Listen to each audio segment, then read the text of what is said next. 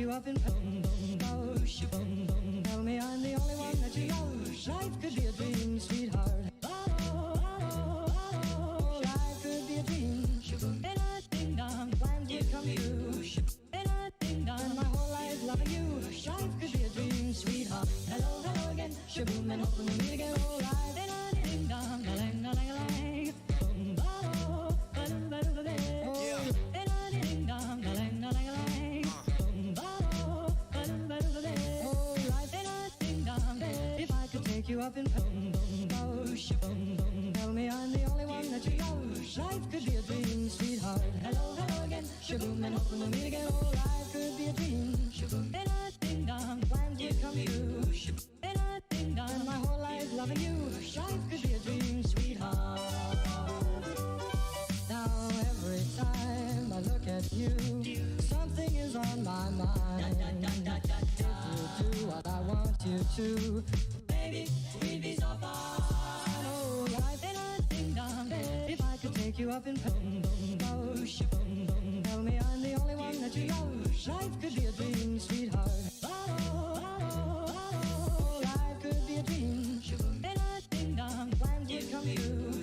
And I ding dong, my whole life loving you. Life could be a dream, sweetheart. Hello, hello again. Shaboom, and hoping we'll meet again. Oh, life could be a dream. And I ding dong, plans would come true. And I ding dong, my whole life loving you. Life could be a dream, sweetheart.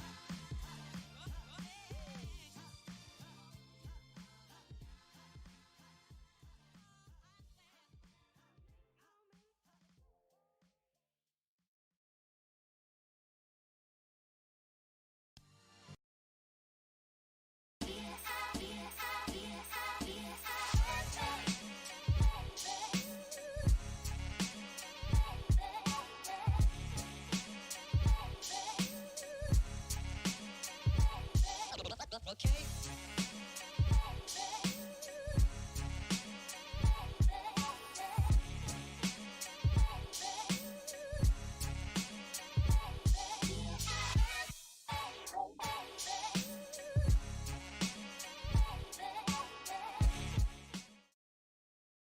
And welcome, ladies and gentlemen. My name is Orbital. I'm joined here by my good friend Socialist. We are here bringing to you the Upsurge Contenders League. How are you doing today? I'm doing good, man. I'm ready for some quality Upsurge Contenders League action. I don't know about you, but this is sure to be some good League of Legends today. Oh, we know it is because we have Don Phoenix versus First Blood Marauders with Don Phoenix currently sitting at 3-2. First Blood Marauders sitting at 4-1. So both these teams battling it out for the top ranking right now. They want that first seed going into the playoffs area. So I mean, this is still a big jump right now. Oh, yeah, definitely. Both these teams still near the top of the standings. And all right, see the first ban phase done. Silas, Sivir, and Olaf banned from the side of Dawn, and Sejuani, Aatrox, and Karma banned from First Blood Marauders. I actually love the Karma ban. I think she's been so strong, even with the nerf coming on the patch today. She's been just a terror in the bot lane ever since they buffed her shield. So I like that ban a lot. Yeah, I have to agree. Now we do realize that Mordekaiser is open, but Kiana is still banned. Obviously, because Kiana just came out today, so not going to be seeing any crazy shenanigans with the giant wheel.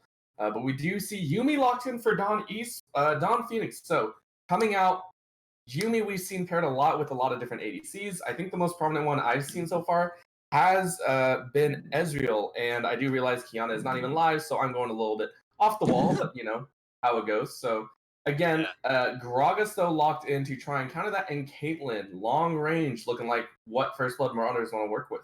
Yeah, I actually like the Kate takeaway. Kate's always been a good pick with Yuumi just because Yuumi kind of relies on a more uh, independent ADC. So again, like you were saying, that Ezreal pairs do well with it. So I would be shocked on pick up the Ezreal here. But Kate was always another good option with it as well. I think Sivir is also another good pair with the Yuumi, but that was already banned away by Dawn. And it looks like they're gonna pick up the Kai'Sa instead. I'm not sure how I feel about this. I think Kai'Sa, she's much more short range, kind of needs to get in the action. So having the Yuumi on top of her means she can be a bit bigger in that lane phase. So I'm gonna see how that plays out, especially against dominance Caitlyn already locked in Marauders.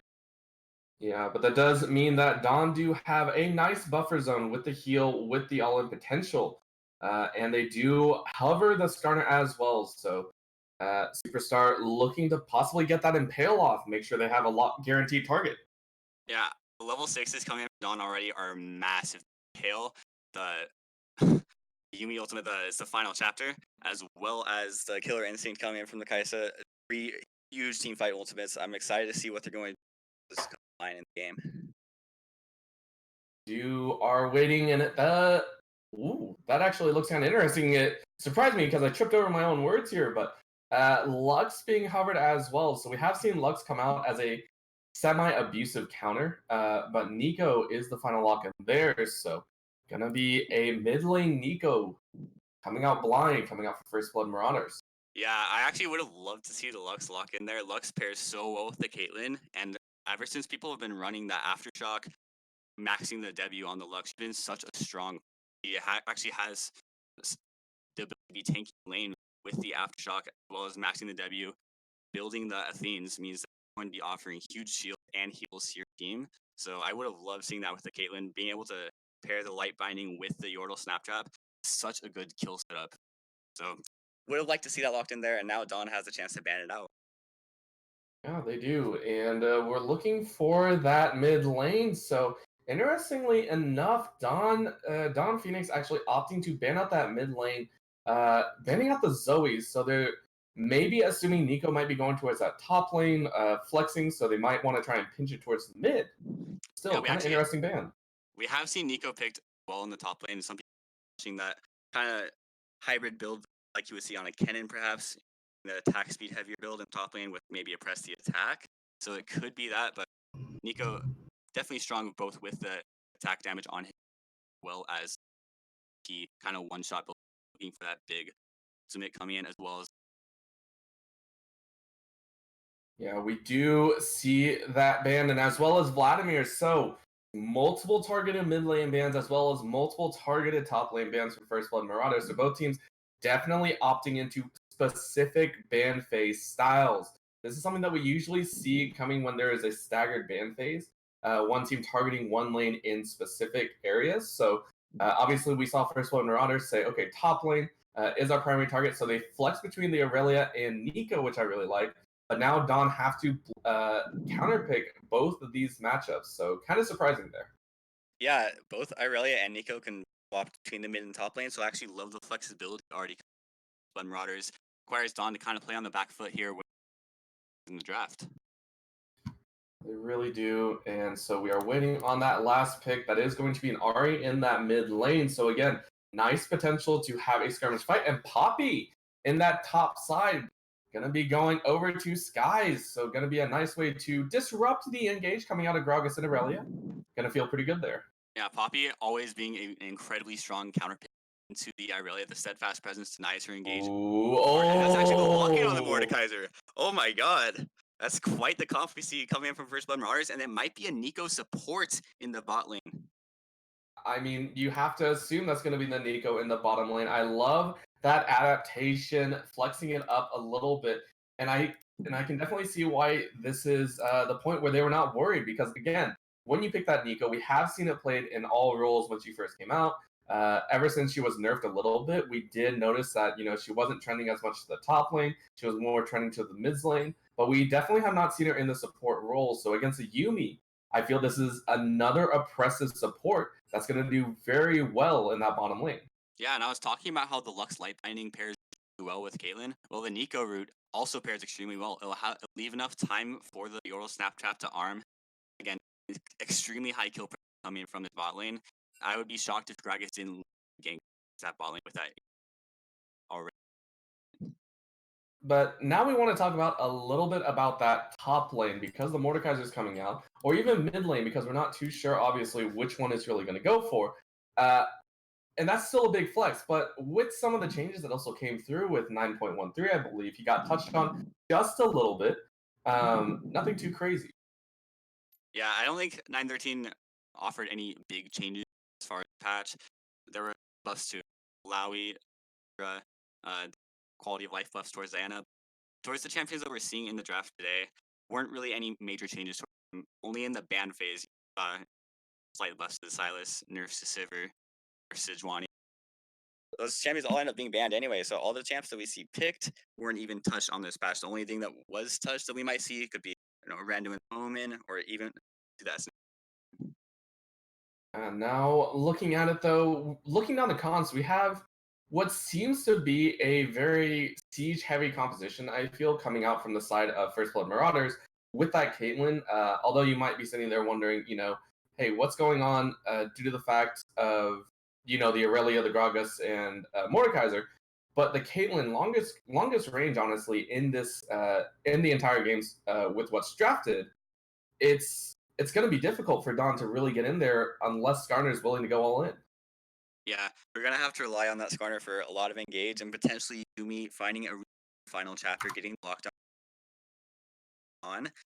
They're holding these fights if Kaisa can jump killer instinct, but again, First Blood Marauders really have the edge to that siege.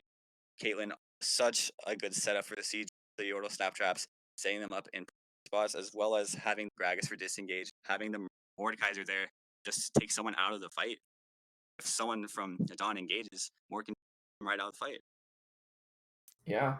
And also, you have to remember, whenever Mordekaiser pulls them into the ultimate, they lose, I believe, about 3% of all of their stats. So that is move speed, that's ability power, that's attack power, that's also armor and magic resist. That's what gives him that edge in that fight. But we've seen it used mostly as a defensive stature, not so much, being that aggressive fighter, hey, I'm going to ult you just to ult you. It's used more to make sure that Mordekaiser can stay on the field a little bit longer, especially in those heavy mid to late game team fights where he might be focused.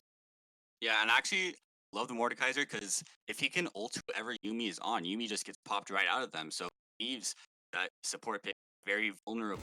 So I would be shocked to see him not use that during this fight to see some interaction.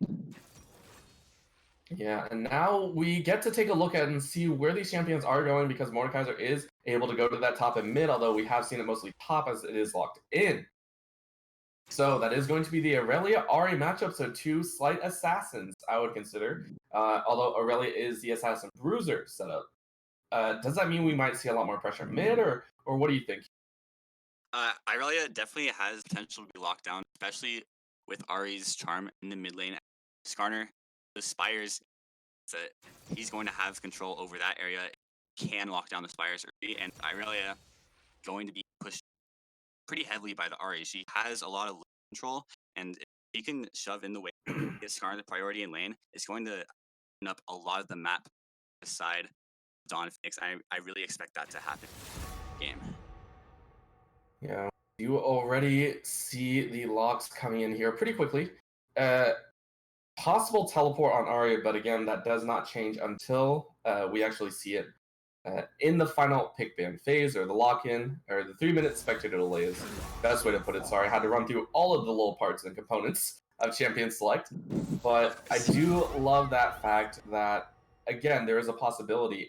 We have seen Arya run both the Electrocute and the Glacial Augment build, so I definitely feel for her sake, Panda might want to run with that Glacial Augment just because of earliest pressure. Yeah, I definitely agree with that. The UI provides, especially as these fights continue, immense. It's going to be able to actually allow the Skarner to get and lock down these carries with the Impale. So I would love to see a Glacial Augment here as to the more solo carry style. Yeah, but now we do have to also think about the fact that there is a Gragas on the side of First Blood Marauders, and Gragas is one that we haven't seen pop up too much in the recent solo queue and massive team play. I feel he's always felt a little bit underpowered. They have given a little bit of sustain back into that AP area for some people, but Gragas was not one to be touched in the recent patches. So do you think this is more of a comfort pick for First Blood Mike, or do you think this is the strategy, the entirety that they're going for? Yeah, I'd say it's almost certainly a pick for Mike because, again, Gragas isn't one of those top jungle guy right now. You think maybe Jarvan or the Olaf, which was actually banned already from Dawn. That seems more fitting with meta. So the Gragas potentially just be looking to keep the Irelia saved to disengage the Skarner, but perhaps also look for some early game ganks. Gragas has access as soon as he gets the body slam, he can really impact the early, and I'd imagine a team with the name Blood Marauders to down in very early games. Perhaps I'm looking towards that Gragas to ball. All right. Well, as we do count down, about 5 seconds left until we get into that spectator delay of 3 minutes. I do want to get your opinion here. Who do you think is going to take game number 1 based off the compositions? Dawn Phoenix or First Blood Marauders? Just based off I think it's going to go towards First Blood Marauders. I really like the Caitlyn bot lane. Irelia is such a good team fighter, such a good just split pusher as the game continues. I don't really think there's going to be anyone who can answer her in a split push. And again, having the Mordekaiser, having that ability to take out someone from these fights is just going to be immense as this goes. All right. Well, you have heard it here. Socialist is going for that Marauders there, I believe. So before we do get into the first game, I do want to go over one of our grand sponsors, Kono. Kono is here to bring you, works with some of the world's best designers, inventors, and makers to bring you some of the best gaming peripherals around. Kono have been huge supporters of us here at Upsurge and have made generous contributions to our prize pools. If you need to find a new keyboard and more for your setup, we can't recommend anyone better than Kono. For more information, head over to kono.store to check out all they have to offer. That's KONO.store. So please stick around. We will be right back with game number 1 between Dawn Phoenix and First Blood Marauders.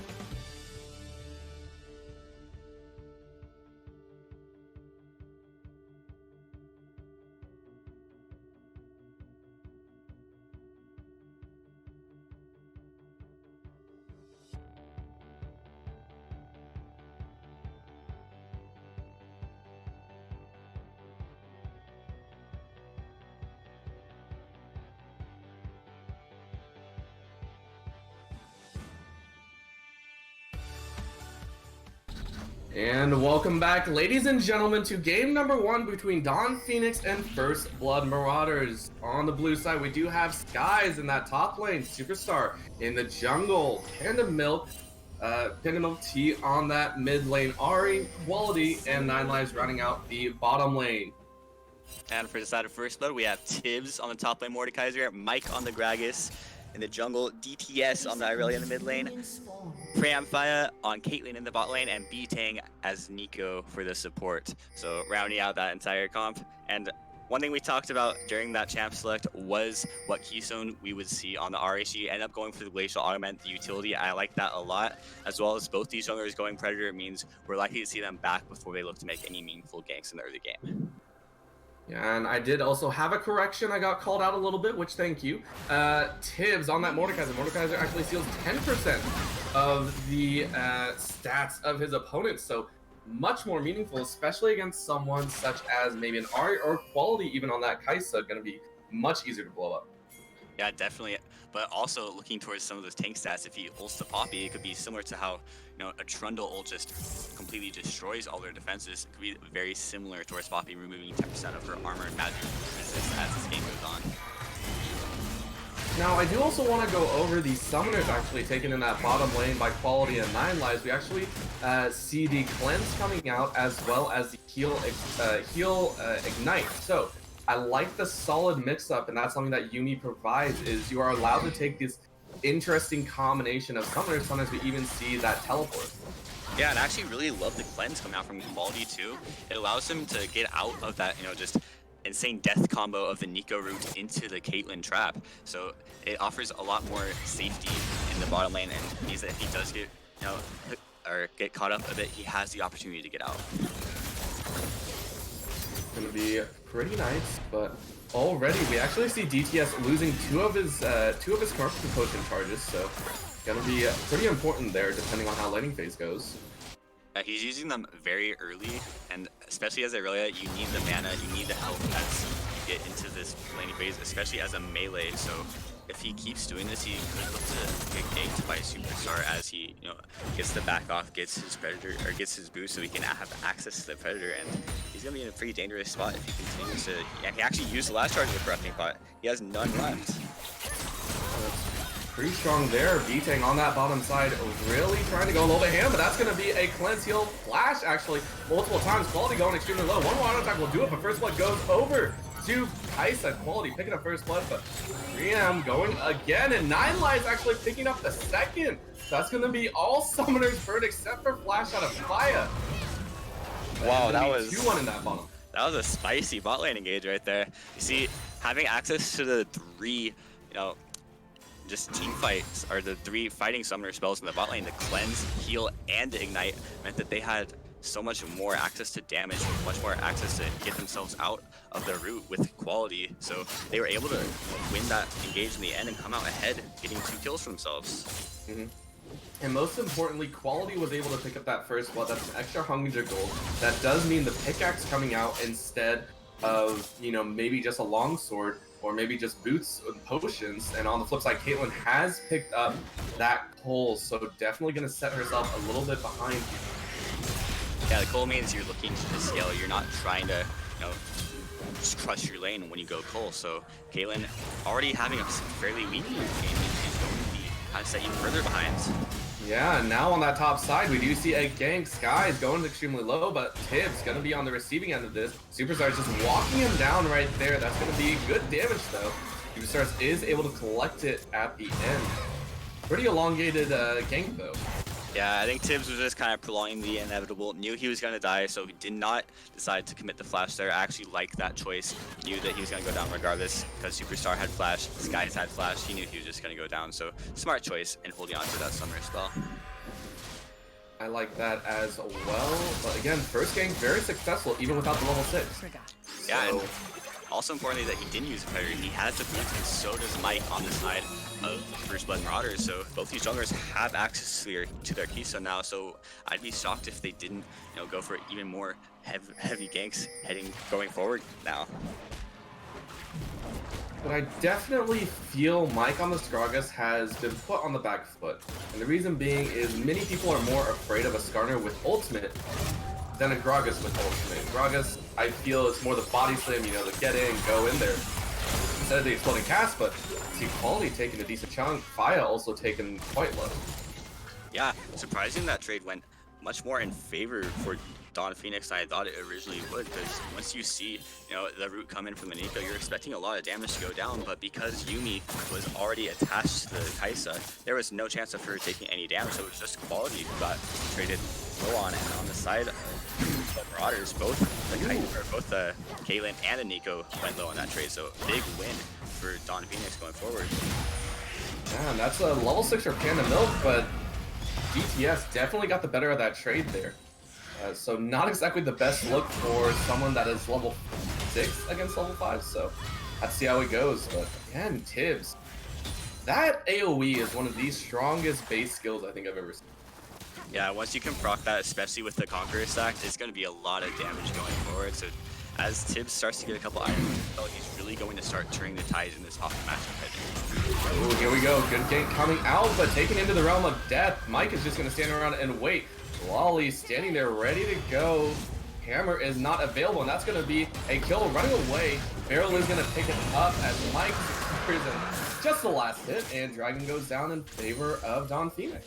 Yeah, I actually liked the patience from Mike there. Did not want to use the body slam into the Poppy's steadfast presence, but waited for the steadfast presence to come up and just use the barrel to pick up the kill there. And I actually like the Dragon take as well, coming in from Don Phoenix, recognizing that the jungler from First Blood was topside, and just taking that free Cloud Drake. And honestly, Superstar had actually started the Dragon way before the gank top, so a nice proactive play coming out of Don Phoenix. Guys, though, gonna be on that receiving end. Level 6 now. Steadfast Presence is there, but gets knocked back anyways. Trying to run away. Does slam into Gragas. They're gonna keep running. Dodges out the grass, so gonna stay alive on that top lane to regain. Yeah, that was actually very well played by Skies. He keeps his flash, and as well he keeps the Keeper's Verdict. He still has access to disengage without. Yeah, big pull back. Superstars with a flash impale, just like most starters do. Solid kill there, and that's exactly what you want to see once you hit level 6. Yeah, Scar, as soon as he hits level 6, goes for the immediate gank. Amidst the flash, the Predator, and the ultimate to pick that up. And even though Caitlyn used her own flash, she still ends up going down. So big win for Don Phoenix off of that game. And this makes it even worse, in my opinion, due to the fact that, ooh, can't even talk now because there's a big jump in. Nice stun into it, nice floors, but there it is, Vanguard's Edge is going to go down. That's going to be a quick kill picked up by DTS, immediately nullifying Panda Milk in that mid lane. 1-0 for DTS. Yeah, DTS start scaling already, there. yeah. He's already picked up a CS lead for himself in lane, and the solo kill means that he's going to have even more access to have control over this map as the game goes forward. And there's turret plates also going down the mid lane. This Irelia is super far ahead, and that's going to be incredible for First Blood as we're going towards the mid game, where we can see an Irelia put in a side lane to split push, as well as just she can get a good flank on a team fight. There's really, you know, not much they can do if Skies isn't there with the steadfast presence to stop her. It is, and again, the Ahri with the Glacial Augment is not meant to kill anyone, honestly. It's not meant to be that massive killing force in the mid lane. Rather, it's used more to just safely hold the lane. It's used to safely contain the lane into the mid to late game, provide that layer CC that you might not have. So, although she has gone down one death, it is not the end of the world. It is just going to make that mid to late game that much harder. Yeah, 100%.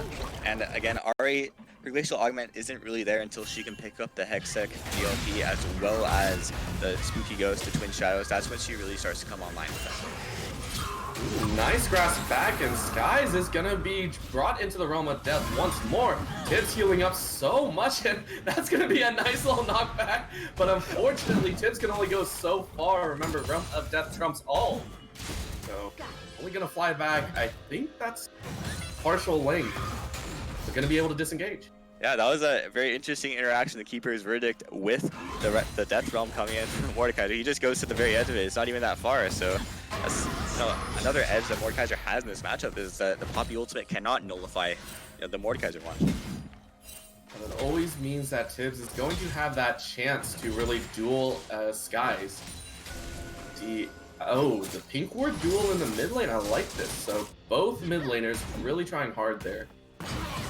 Again, here we go. Fight on that top side. A little bit of battle, but here we go. The final chapter has been laid down. Massive root going out, and Killer Instinct is going to secure the kill as Quality picks up his third of the game. Yeah, Fire walking a bit too far up there, not having access to the flash, as well as just having to burn the heal to try and stay alive, but it doesn't even matter. Not a single summoner used from the side of Don Phoenix there, and they pick themselves up a kill in the bot lane, and that's going to mean more turret plates going over to a Kai'Sa, and a Kai'Sa getting fed early is not something you want to be playing against. It is very true in this. With Fire going 1-3 on this lane, it means that the coal buy is even worse, but we do see a gank on the bottom side, a flash forward as well, but a flash out just as quickly. Gank is stalled out. Great flash from Quality to stay alive there. He already used a Killer Instinct to secure the kill on the Preamplifier, so having used a flash to survive there meant that was pretty much the only way he was going to get out, but only one summoner used, as well as First Blood using their own summoner try to get that, means it's just an even trade in the end.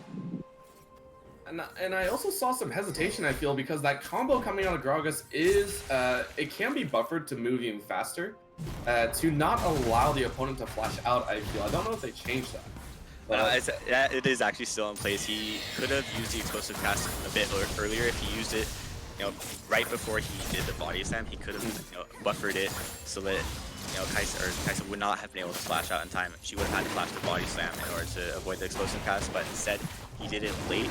That is what gave Quality the time to flash out and survive in that case. Here we go. Dragon has been picked up. So Ocean Drake for First Blood Marauders, Cloud Drake for Don Phoenix, but top lane is going to be the focus here as we do see Tibbs trying to hold his own. Oh, but Superstar is actually held off. In comes DTS as well, and so we see the impale going off, but Superstar is still in the AoE. That's going to be a kill going over to Tibbs.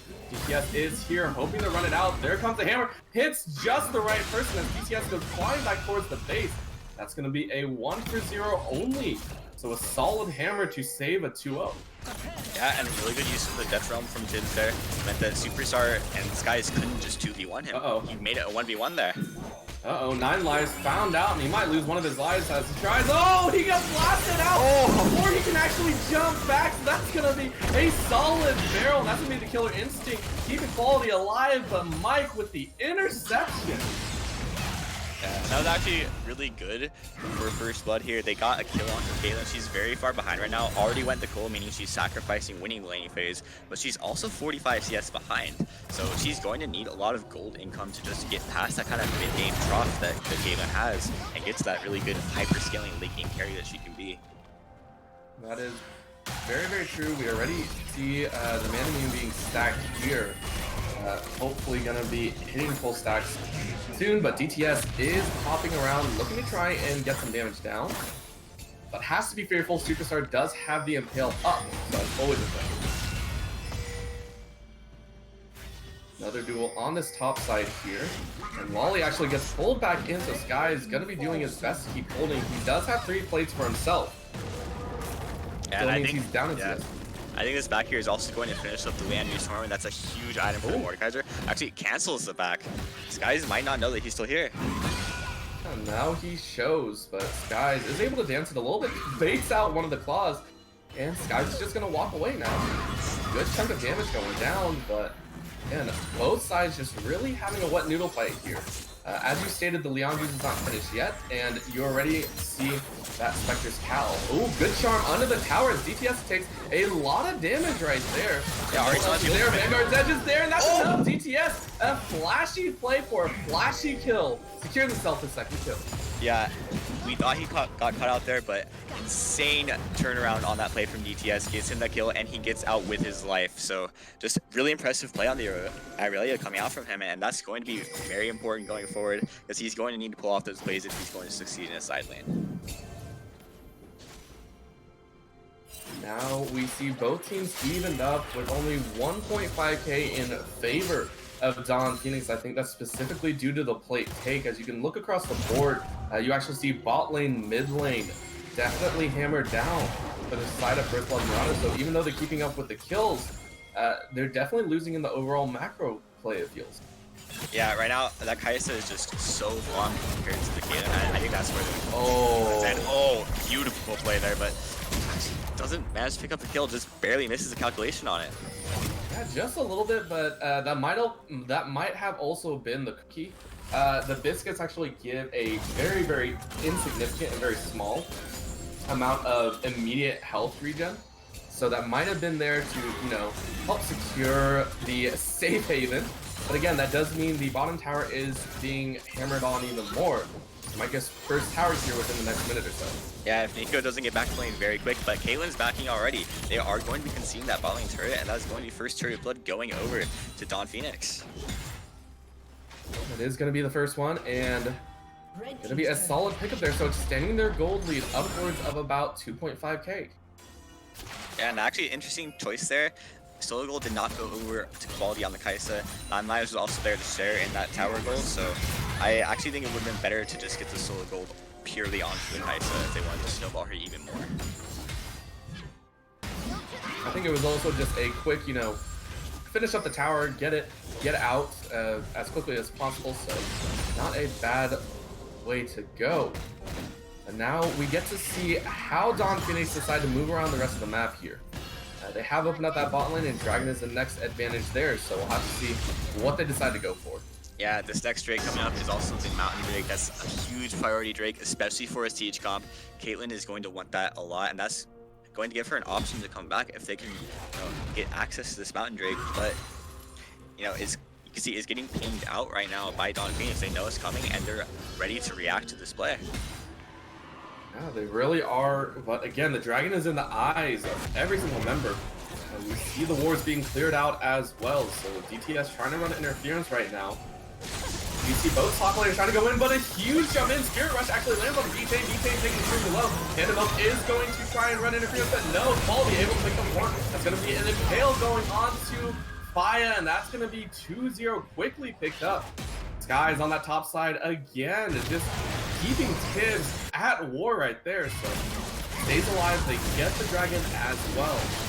Yeah, and you see the Hextech DLP just finished for the RE before that play, so she finally has access to actually use the glacial augment to his full potential, and immediately gets to pick on the V-Tank, and an incredible final chapter coming from 9 lives, so meant they were able to also lock down Frey on Faya, and that was a great setup to take the Mountain Drake coming in from Dawn Phoenix here, and I really like that going forward, and that's going to be a mid lane turret going down too. That's very strong there, and Sky is still getting punished, but holding strong in this top side, not allowing Tibbs to teleport into the Dragon fight, and that's what honestly really helps secure them. Yeah, absolutely. Being able to force the Mordekaiser to stay in the lane is what allowed, you know, Dawn Phoenix to truly win that fight, because Tibbs definitely could have turned the tides if he had been able to TP in and banish someone to the Death Realm.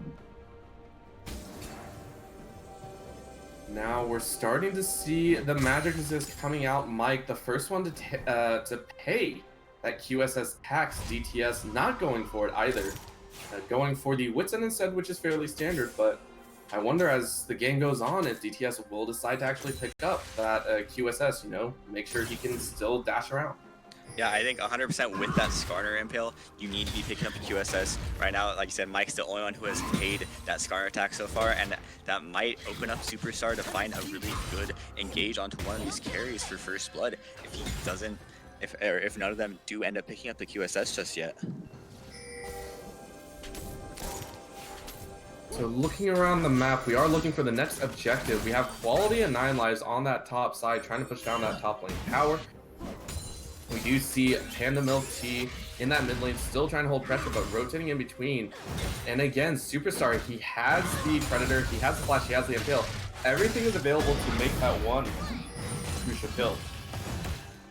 Yeah, right now the only summoners down the entire map are Ahri's Support and Tibbs' Flash. So lots of access to, you know, these big summoners built flashes to set up these plays, to disengage from these plays, coming from almost everyone in the map right now. So we might see a big team fight come out soon where they're actually going to use them.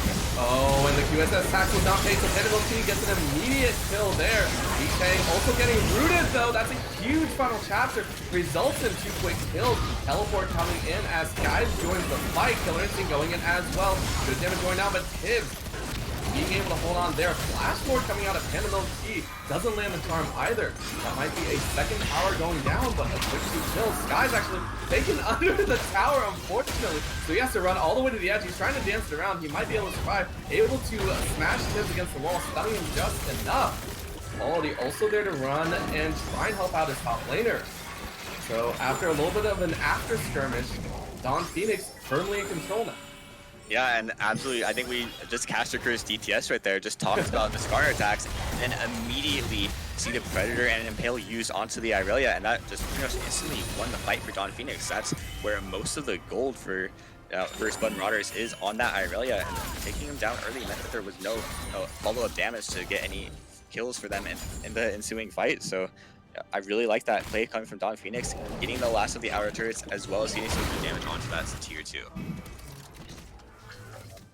And we do have to talk about the fact that this bot lane has honestly spiraled out of control. If you just look at the CS differential, we're sitting on about 75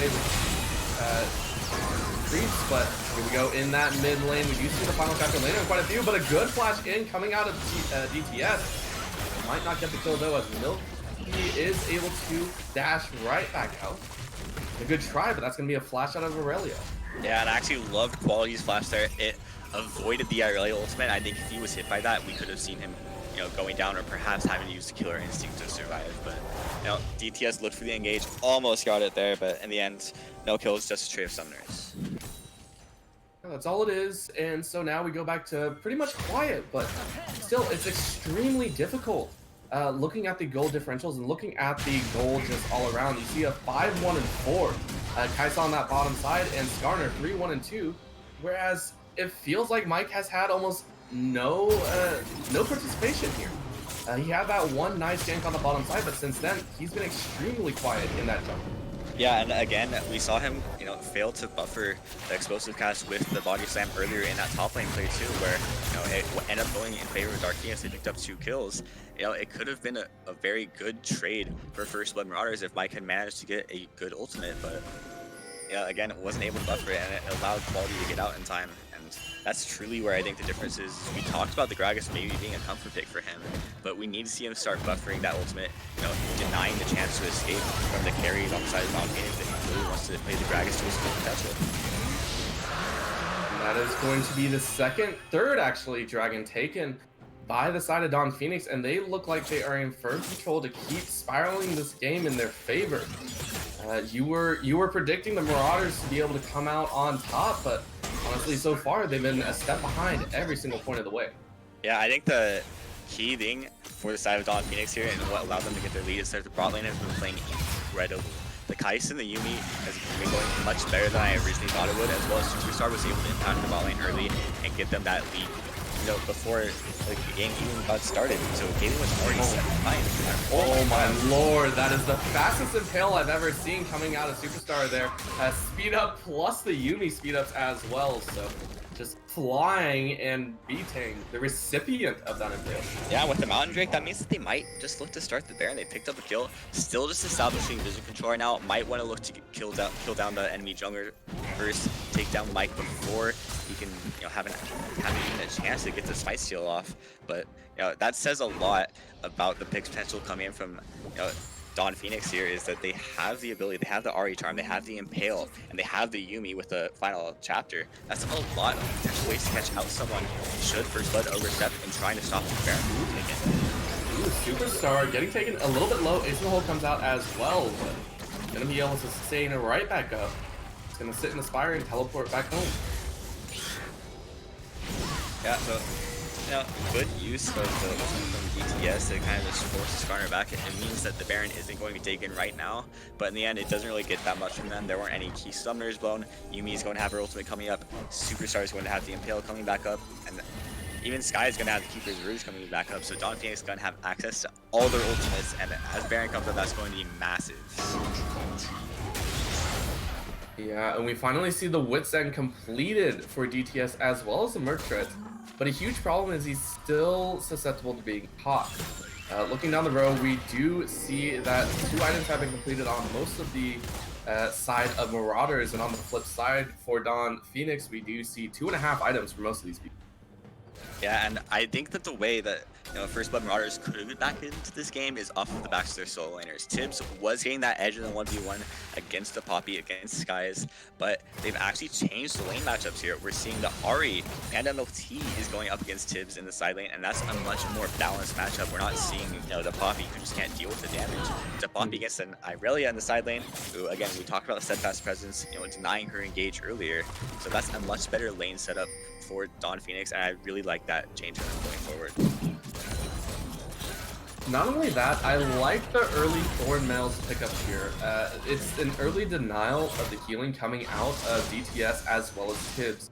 You ensure the fact that both of these champions that rely solely on getting that health back from the hunger, innate built-in healing as well, you have that ability to nullify a little bit. So I like that solid early game pickup. It's going to ensure that the mid to late game is going to go in their favor. Yeah, 100%. But one thing that still hasn't been picked up by the Irelia is that QSS, the Skarner attacks, and that's going to be huge going forward, is that Superstar has so much access to take down the carries on the side of First Blood Marauders. If they don't pick up the QSS right now, the only person who picked it up is Mike in the jungle, and that's not a priority target for him. So I really don't like that nobody else on First Blood Marauders has been prioritizing a QSS, but right now Baron being started up by Dawn Phoenix already, taken down to 4k HP already.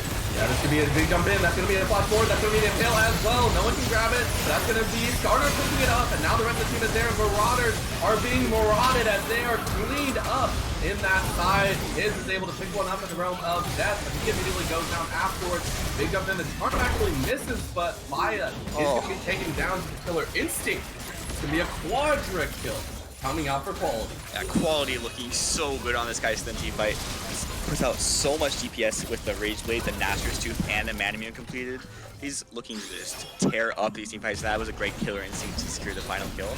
And that's likely going to be Inhib going down. Right now, the only people coming up are E-Tang coming up right now, and Mike spawning just now. But already, with the Mountain Drake and the Baron buff, that's an inhibitor turret down, and now the inhibitor getting taken low. And that's going to be a solid play there. They get the inhibitor, but that's going to be another final chapter. MLT almost taken down. That just going to be them walking it off, and they take it clean fight and all.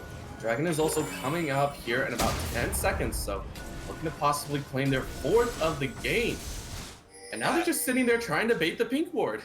Yeah, exactly. That's actually a really smart play from them. That's like a 200 IQ play. Setting the pink ward outside of the brush while sitting on their own in the brush means that anyone who's going to look there to clear it is going to just be taken down immediately.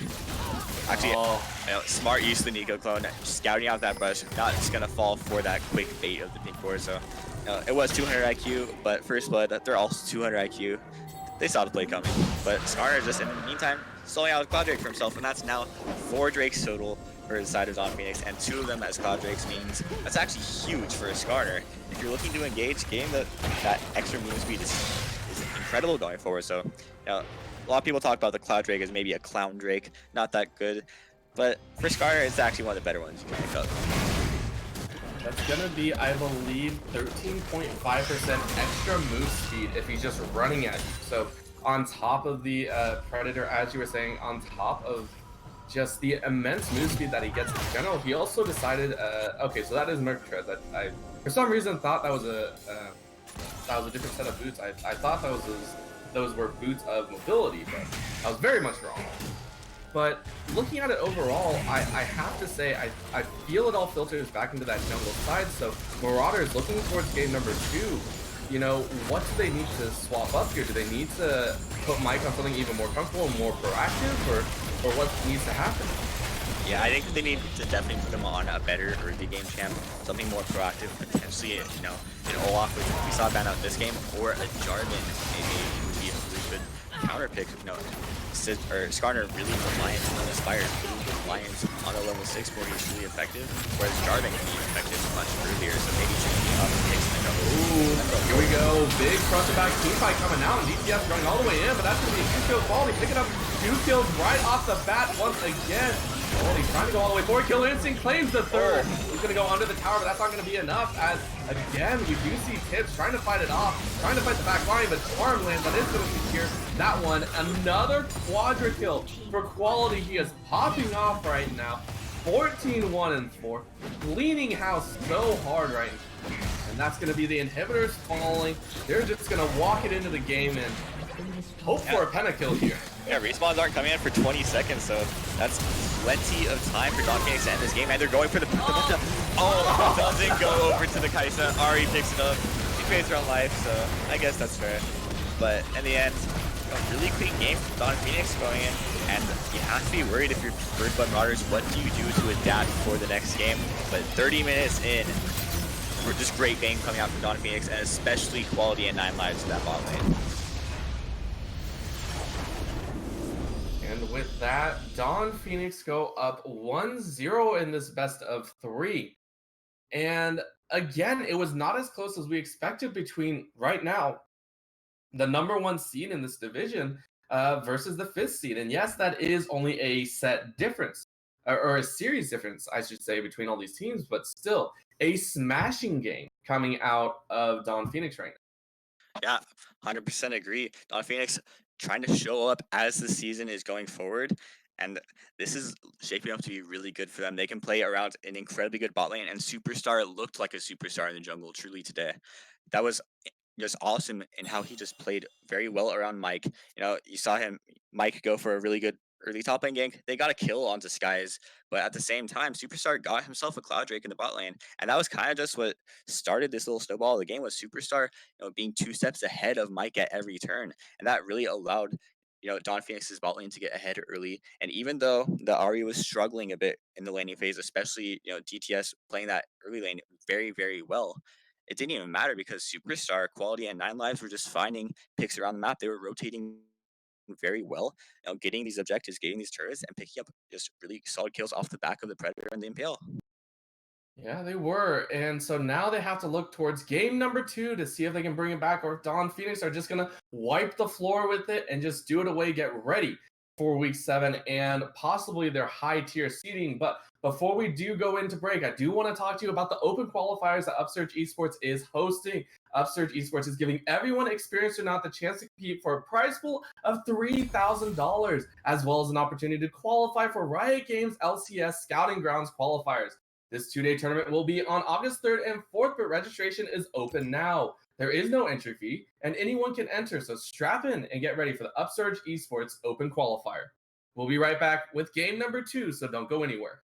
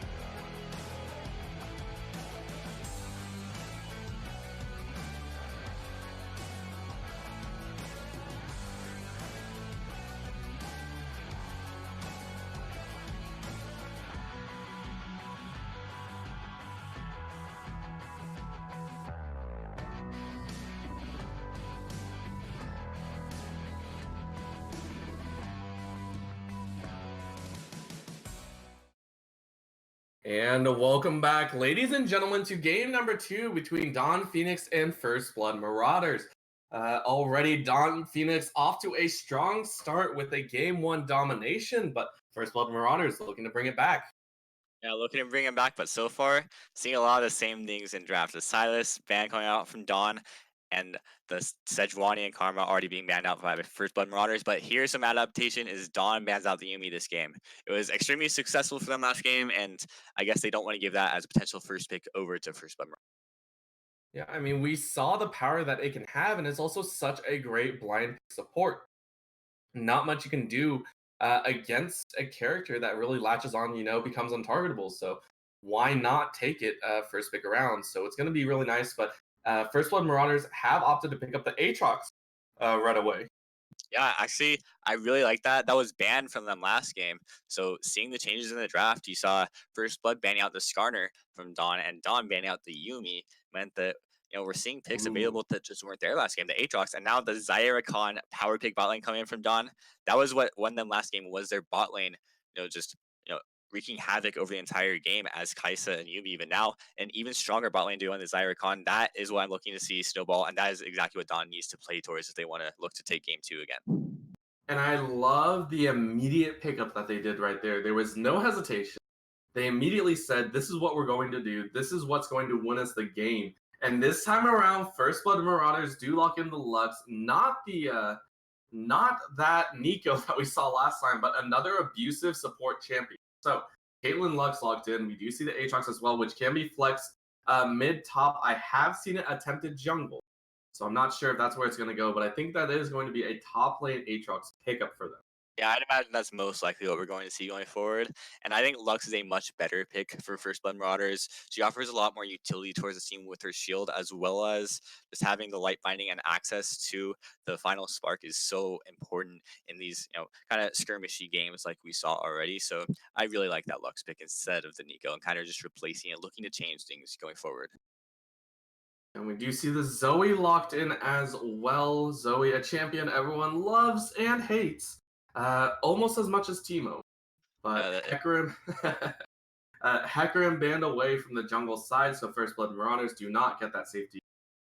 We are possibly looking towards more targeted bans coming out of Dawn Phoenix. They do, or I'm wondering if they did realize that Mike was the weaker side, so ban away his champions, put him on something that doesn't have as much impact, and maybe have an easy game number 2.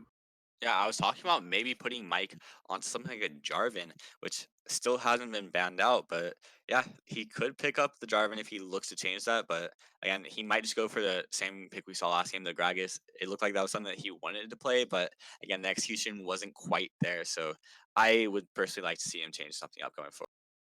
And wow, Dawn have absolutely picked themselves a solid composition here. The Aurelia rounding it out, so that's going to be on the top side. So wherever Aatrox goes, he might have some complications in that lane match. Yeah, Aatrox definitely has a hard time against Zoe if he ends up going mid, just because Zoe outranges him by so much, can poke him down as well as she lands a sleepy trouble bubble. Aatrox is extremely vulnerable with that.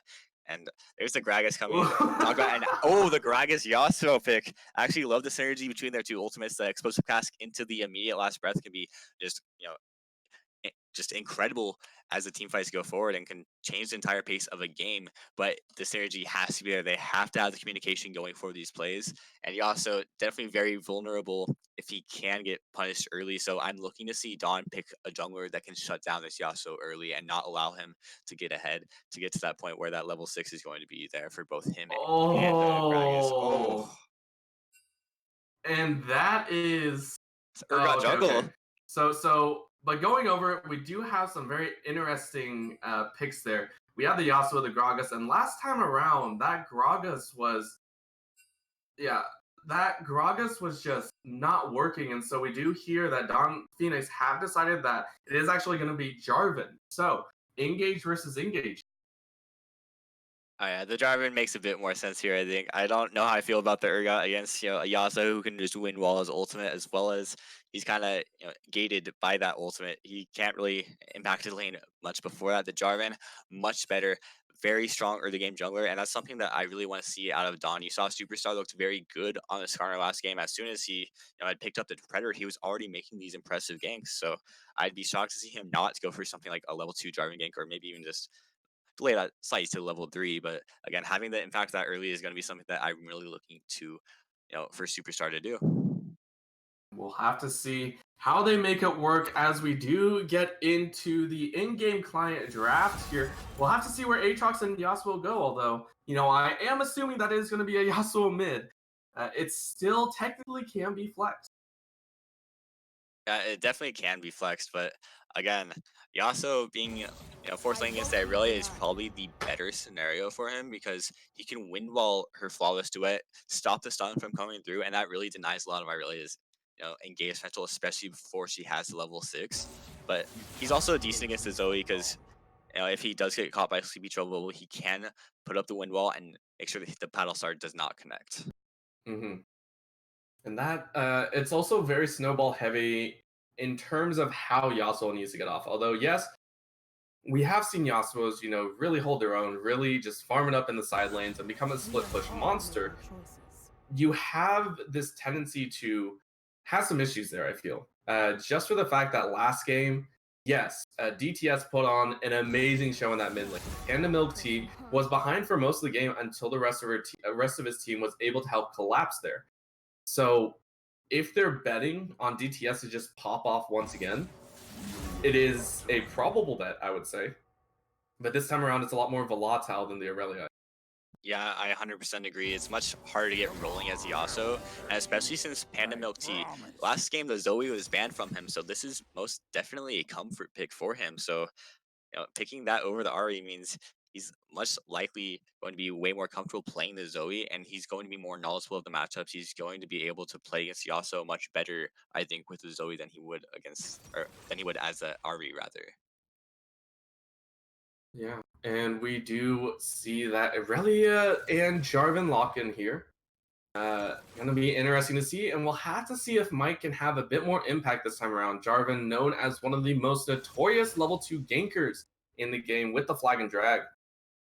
Gonna be pretty scary to see what happens. Yeah, again, if Superstar can get rolling before Mike can again this game, it could really, put ahead, especially if, quality in 9 lives with that Zyra Khan bot lane. If Superstar focuses down there and they get ahead, it's going to be extremely difficult for First Blood Marauders to get back into this game. We saw how Don Phoenix played around their bot lane last game, extremely well. And I think that that's what they're going to try to do again this game. It is. So as we get the last of these bans rolling in, I do want to get your opinion because once again, your first prediction did not go as quickly as you wish, but this time around we do have an interesting pickup in that Yasuo for DTS. So I do want to ask you once again, from game number 1 to the picks and bans here in game number 2, who do you think is going to come out with the win in this game? Yeah, so this one, I actually like the adaptations that First Blood Marauders made. They paired a better mid laner with the Gragas. It's much easier to execute the Explosive Cask into Last Breath combo, as well as I like the Lux replacing the Nico. Much more utility for the team, as well as a bit more safety in lane. But I still got to give it to Don Phoenix for this one. I love the Zyra combat lane. The power there is immense, as well as Panda Milksy seems to be much more comfortable on the Zoe, and giving Superstar access to an early game jungler like the Jarvan is just terrifying. So I definitely think that Don Phoenix has the edge in this game, and having that Irelia as well just in the top lane, that's a good matchup for Irelia into the Aatrox. She gets rolling a lot easier, so I don't really see a lane that would go well for First Blood Marauders in this one. All right, well, we'll definitely have to see. I am going to put in my own prediction. I'm going to say DTS is going to pop off here harder than he did with Aurelia, but we'll have to see if that comes to fruition. We'll have to see if Don Phoenix can close it out, or if First Blood Marauders are going to fight back to reclaim their #1 seed. We will be going to a short intermission here, but I do want to talk about one of our fantastic sponsors, Scuttle Scrims. If you're looking for a way to find fast, reliable scrims for your team, then Scuttle Scrims is your new best friend. Scuttle Scrims is a reliable and easy application that allows you to quickly search for active teams of all ranks and skill levels that are looking for reliable practice partners as well. Simply log in, search for your specified ranks, and request a scrim. For more information, visit their website at scuttlescrims.com. We'll be right back with game number 2 between these two fantastic teams and to see who comes out as the winner of this game. So don't go anywhere. We'll be right back.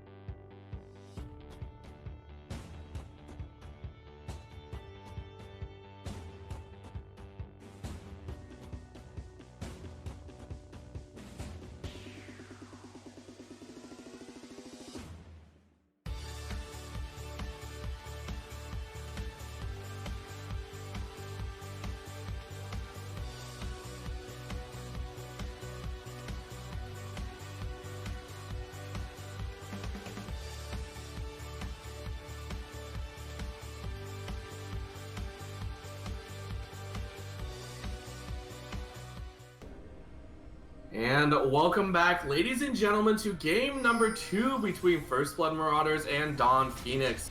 We are on the Rift one more time, this time with First Blood Marauders on that blue side, and once again playing with that Caitlyn and Gragas. Yeah, so not changing up their picks in the jungle and AD carry role, but the rest of them kind of changing stuff around, putting Tibbs on a more reliable carry in the Aatrox, as well as going for that synergy with the Gragas and the Yasuo, looking to get explosive cast into last breath. And DTS looked incredible on the Irelia last game, so if you can get rolling on this Yasuo, that could be very scary going forwards for the side of Dawn Phoenix, but it does require a lot of finesse. Yasuo extremely difficult to play well. Ooh. First barrel already missed, and Panda Milk Tea claims the first of the excess mana, I believe. Yeah, and again, we were talking about how maybe Zoe was a much better comfort pick for Panda Milk Tea, and it definitely looks like it. He knew the exact range of that paddle star going into that bush, and look at B-Tang just landing a little light biting on the quality. So right now, 1 for 1 so far. That's good to see. Oh, is it gonna be? Oh, he misses the second barrel. Feels bad, man. Yeah. Getting 1 for 1, Mike 0 for 2. Feels bad, man. Sure. But again, it's not now when it matters. It's going forward as he goes towards these ganks, as the game gets progressing when it's truly going to matter. But so far, actually, I like this camp from Tibbs looking in that top lane rush towards Skies. Ooh, good damage coming out. Tibbs getting a full 2/3 of the combo down, but that definitely shuts Skies out of an early advantage. If you remember in the first game, we were talking about it a little bit, is Skies was being able to match, and so now being shoved out of the gold early on, but big damage coming down, and Fire already has to pop the potion at level 1.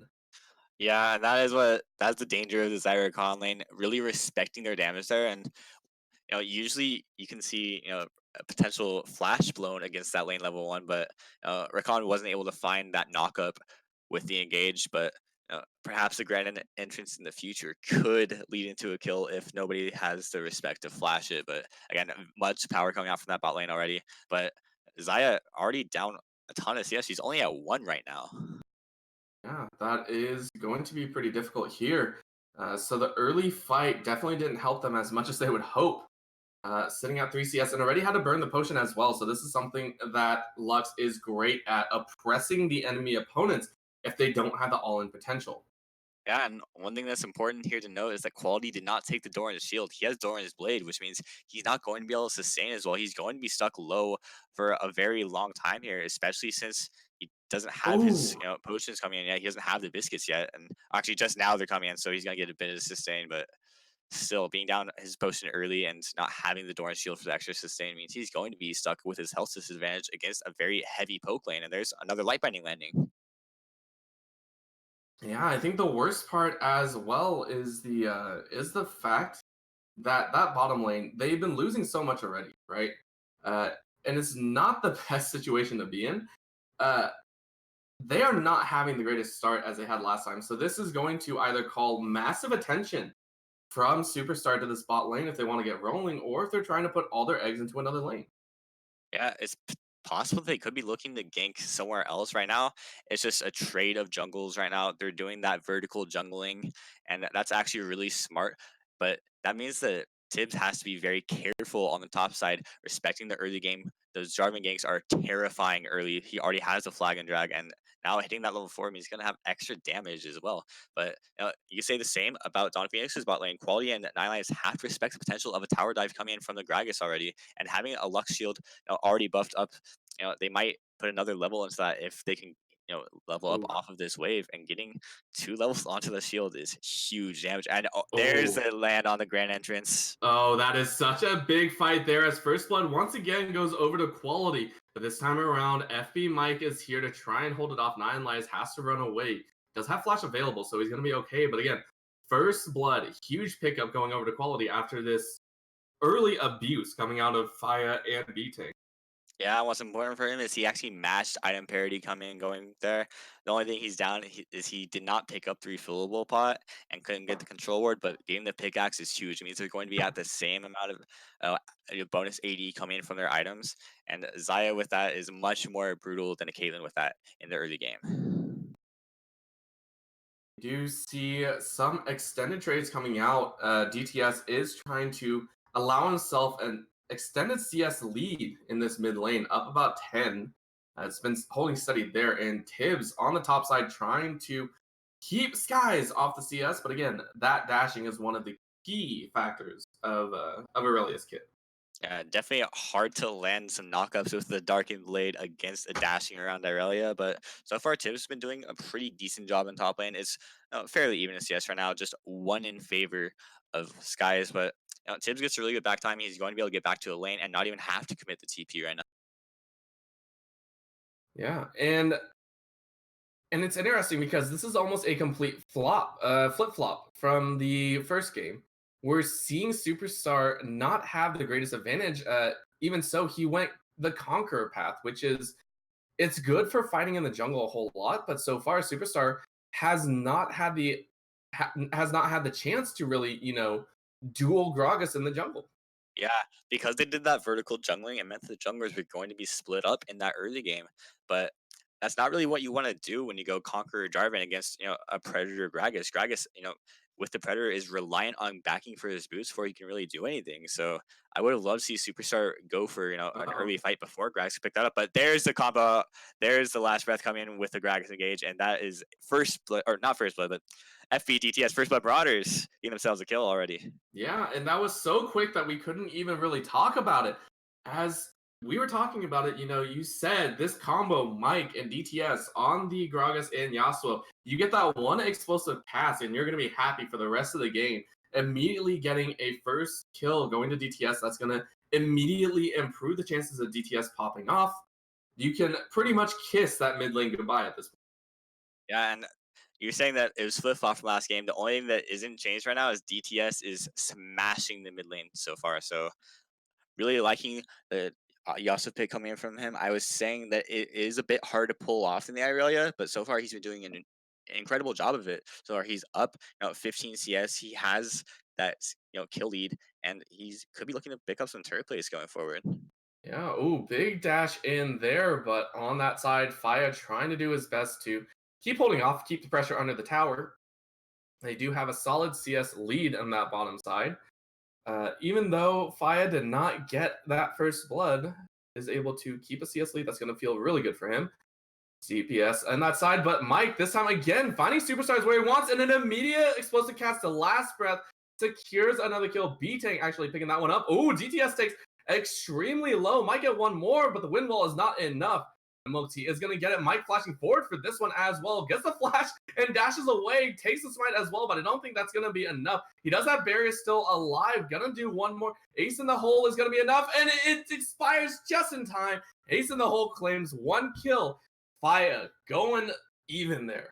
Man, Panda Milk Tea definitely got a bit greedy there. He was trying to hold his summer spells for as long as he could, but did not respect that the Caitlyn roamed up and had the ace in the hole already. So that picks up the kill, and she burned both her summoners, but at least having the summoner spellbook means she can pick up the TP now, so she's not entirely summonerless. But she's using mid lane, so now she's summonerless. But yeah, still that's really bad for Zoe going forward.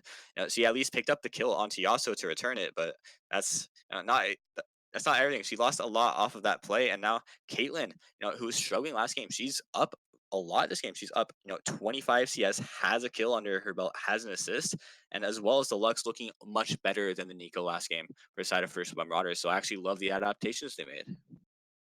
Yeah, an immediate Cataclysm. Here we go, jumping all the way in, but oh, that was super unfortunate there. They do claim the kill, but that dash in was a little bit off. Sky is getting jumped and getting popped as well. But he has a minion wave on his back, so he's able to hold steady. Good kill, DTS going down. That does mean that Dawn Phoenix are able to collect this Ocean Drake and extend their laning phase that much longer. Yeah, again, we saw a lot of Dragon priority come in from Dawn Phoenix last game. They picked up 4 during the 30 minutes of their win, and now they've already picked up an Ocean Drake for themselves. So it's actually going to be really good. It's going to allow them to perhaps equalize these lanes. A lot of people say that Ocean Drake is the strongest laning. Big fight on this top side though. Tibbs having to pop the World Ender. Also the flash, but strong quick jump trade of there. ultimates, but Yeah. I really just goes in. Yeah, it does. And big smash coming down. Tibbs getting the last hit there. And Skies thought that was going to be enough, but unfortunately left Tibbs just barely alive. Yeah, canceled the auto that actually would have killed him. And sure, he would have gone down for himself. He already blew his flash and he was stuck under the enemy turret, low HP. But knocking the trade kill is huge. That means Tibbs, is going to get the edge in this matchup. And we're seeing a bit different of a build come in from Skies on the Irelia. He's just going immediately for the Tiamat, whereas DTS, when he played it last game, just went rush to Triforce. So a lot of different play style coming in from these different players on the Irelia. Really is. And again, that does have a handle in the fact that different matchups, different setups, different ways to play the game depending on who you're playing against in that early part of the game. Again, Panda Milk Tea getting the Hextech GLP, gonna try and slow him down, and that's gonna be the last breath going in. Good knock up there in response, and there it is. The Cataclysm going all the way down, but the dashing all the way around is enough. DTS mid might get away. Windwall is up, but that's not gonna be there, and the quickness is pop. Grand entrance as well. It's gonna be all the feathers going out and recalled. That's gonna be 2 quick kills going over in favor of Dawn Phoenix to bring themselves back into this game. Dawn Phoenix really picking up the pace there, getting a really solid counterplay in the mid lane. You saw DTS go in, try to use that less breath to pick up the kill on the Panda Milk Tea, but great response from Superstar, as well as Fran Faya not really respecting the Zyra Con engage. Oh my lord! And watching this occur has to be one of the most painful things, as Mike actually failed the body slam as well as getting the barrel across, I believe. So two key missed abilities there could have secured a double kill, I believe. Yeah, he missed the body slam as well as the explosive cast did not connect onto the Xayah. He threw it a bit too far. If that had actually landed, that would have surely been the kill onto Xayah, at least some summer spells blown. But in the end, it's just a trade in favor of Dawn Phoenix. So after falling behind early, I really like their proactivity coming in. They're not afraid to make these plays, try to get back into the game. But man, just solid play throughout. I love the engage coming from 9 lives onto Framfire's Caitlyn, and that was just exactly what they need to do if they want to continue to get kills in this game. Oh, that's sad. Quality tried to go back with Rakan and it was not fated to be. The Lovers duo slightly broken up there, but they're going to be reunited soon enough. So that is exactly what Dawn Phoenix needed to do if they want to win this game. I talked about playing around their bot lane. So far, Superstar hasn't really done that as much. So I'm curious, as to why he's not doing that, but yeah, that's going to be a solid kill there. Lolly is jumping away. Skies goes down to the tower. Actually, possibly the minions. Actually gets a decent chunk of health back. Flash forward for that smite. Going to be one more barrel. Actually dodges out, so wasting a lot of Mike's time. Vanguard's Edge has been tossed, but going to be the kill there. And that was a pretty long engage right there. Definitely extended play, but Sky is trying to draw out for as long as can, but does end up going down. Sadly, Mike missing the barrel, but doesn't matter when you have the body slam. Can't dodge, the big man, the Gragas, and that was enough to bring down Skies. And we have gotten word that we are having some audio difficulties, so we will get that fixed as soon as possible. Very sorry about that. We are taking a look, though. First tower has already gone down for the side of First Blood Marauders, as we see another game coming out. Teleport is nice there. TP. Good flash to Flag and Dragon. That's going to get him out of harm's way. Tibbs is trying to go forward, but actually does not connect. So they do get some damage. Use the Rift Herald as well. They had to burn the flash. Yeah, that was another case where we see not the best explosive cast coming in. If Yasuo had been there to follow up with it with the last breath, that would have been amazing. But here he was not able to do that. And beautiful use of the paddle star coming from Zoe. Curves it right around the minion. That's exactly what they need to do. Panda Milk Tea getting the edge in this mid lane matchup, and DTS down 1-4 on the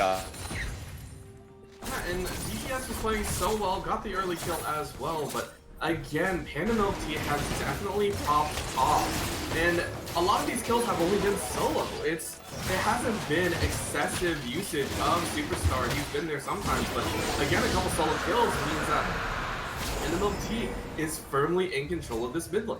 Yeah, and I think part of it was picking up that early Ocean Drake, allowed them to get a bit of breathing room. They got some extra sustain, some extra mana. And that means a lot against Yasuo, who's not going to be reliant on the mana and can't really poke you down as heavily. So having the double Ocean Drake now means that's even more laning power into the side of Dawn Phoenix, and it looks like they're trying to take down this bot lane turret, but DTS just not even going to try it. It's going to go down, and that is turrets evened up on both sides now, and now gold is only 500 apart. And that's going to be a solid ace in the hole, but that's not going to land as Skies is the recipient of a 3-man gank. Tibbs going to pick that one up. And here we go. A nice grand entrance is going to lock them up. DTS is fighting for his life. That's going to be the drag going to be thrown out by Superstar. Partial to the Flag and Drag combo, and that's going to be a kill on either side of the board.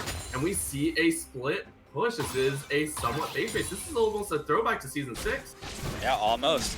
Yeah, but you saw that the trade does go a bit better for the side of First Blood. I think they got the top lane turret as well, so that's a bit more gold they get out of the trade. But now that might be better for them.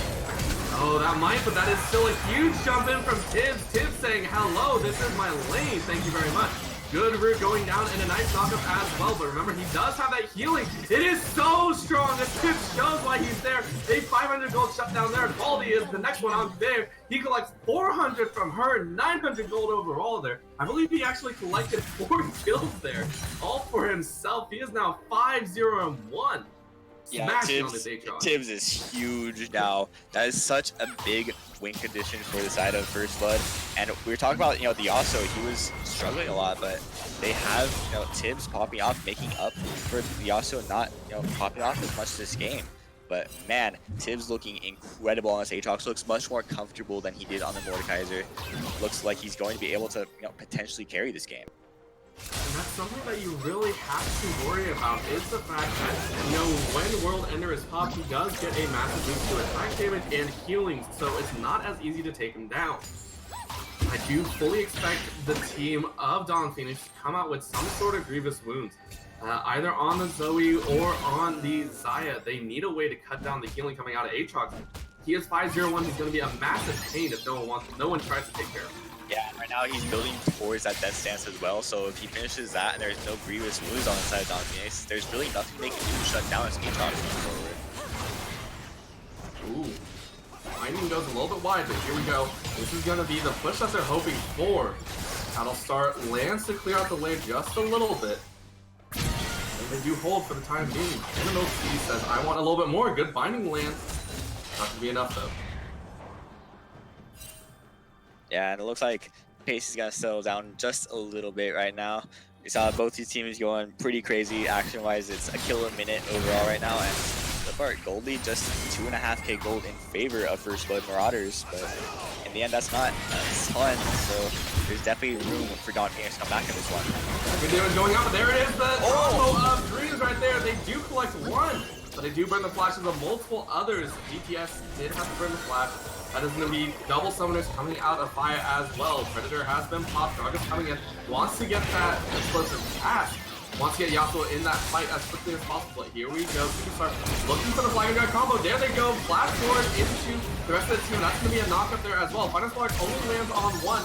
Flash forward again. Zoe with immediate amount of summoner spells. There is the immediate jump in, and Tibbs goes big. Mike picks up one as the rest of the team melts, and we see Tibbs in the front line. Big knockup, big damage. Guy's going down for a triple kill for Mike, his 4th of the game. Tibbs is looking for a few more good flash finding into the Feather Storm. That's going to be it as Tibbs is dominating this game. Wants a little bit more. 9 lives is going to go down to 8 as he goes down for his 2nd death. And that is going to be the 8th coming out for First Blood Marauders. That was a clean ace coming from them. Just huge work on the front line coming in from Tibbs. And Mike, we talked about his Gragas kind of lacking, in the early game as well as last game, but here he picks up a triple kill for himself, and that's 2 turrets going down in favor of First Blood Marauders. And if Baron was up, they would have been able to go for that, but it's not even 20 minutes into the game yet. We have Ocean Drake, and taking out triple Ocean as a possibility from Dawn Phoenix is very important going forward, but it looks like First Blood is just going to reset, and that might actually open up Dawn Phoenix to pick up the triple Ocean Drake. Yeah, it really might. And to put it into focus, Tibbs last time on that Mordekaiser was decent, to say the least. Guys was able to keep him in check and not allow him to get a whole lot of impact. This time around, Skies 0-4 on that Aurelia. Tibbs 7-0, really showing his work right now. Yeah, 100%. Tibbs looks so much more comfortable on the Aatrox than the Mordekaiser. You're seeing him get these really good flanks. His World Ender getting constantly refreshed just off of the amount of kills popping up in the fights, and he's having so much more success with this champ, and I love it. He's 7-0-4, has the max possible bounty on him right now, 700 gold, and now he's finished his Death Stance too.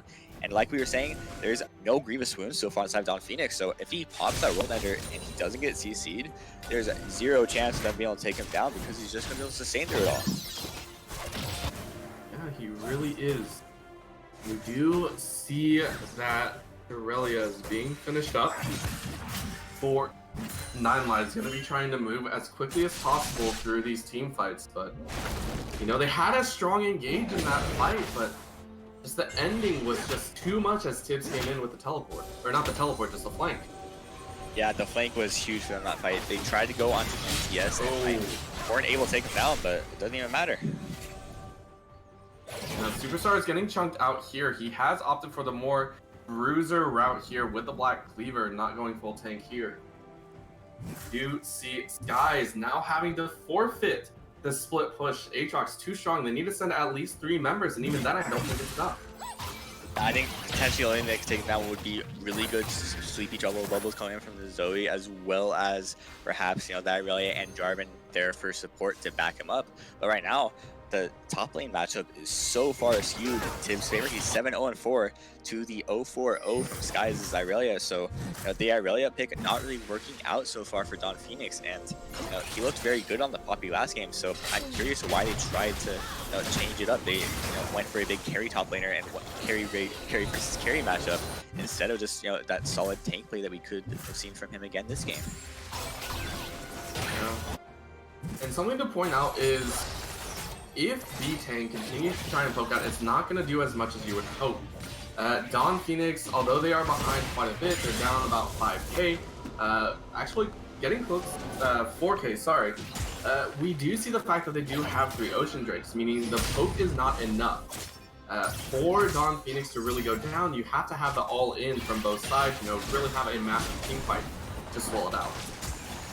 Yeah, 100% agree. I think the all-in is much better from First Blood Marauders here. The Gragas and the also having that engaged potential, as well as just Aatrox, constantly looking for if he has the TP.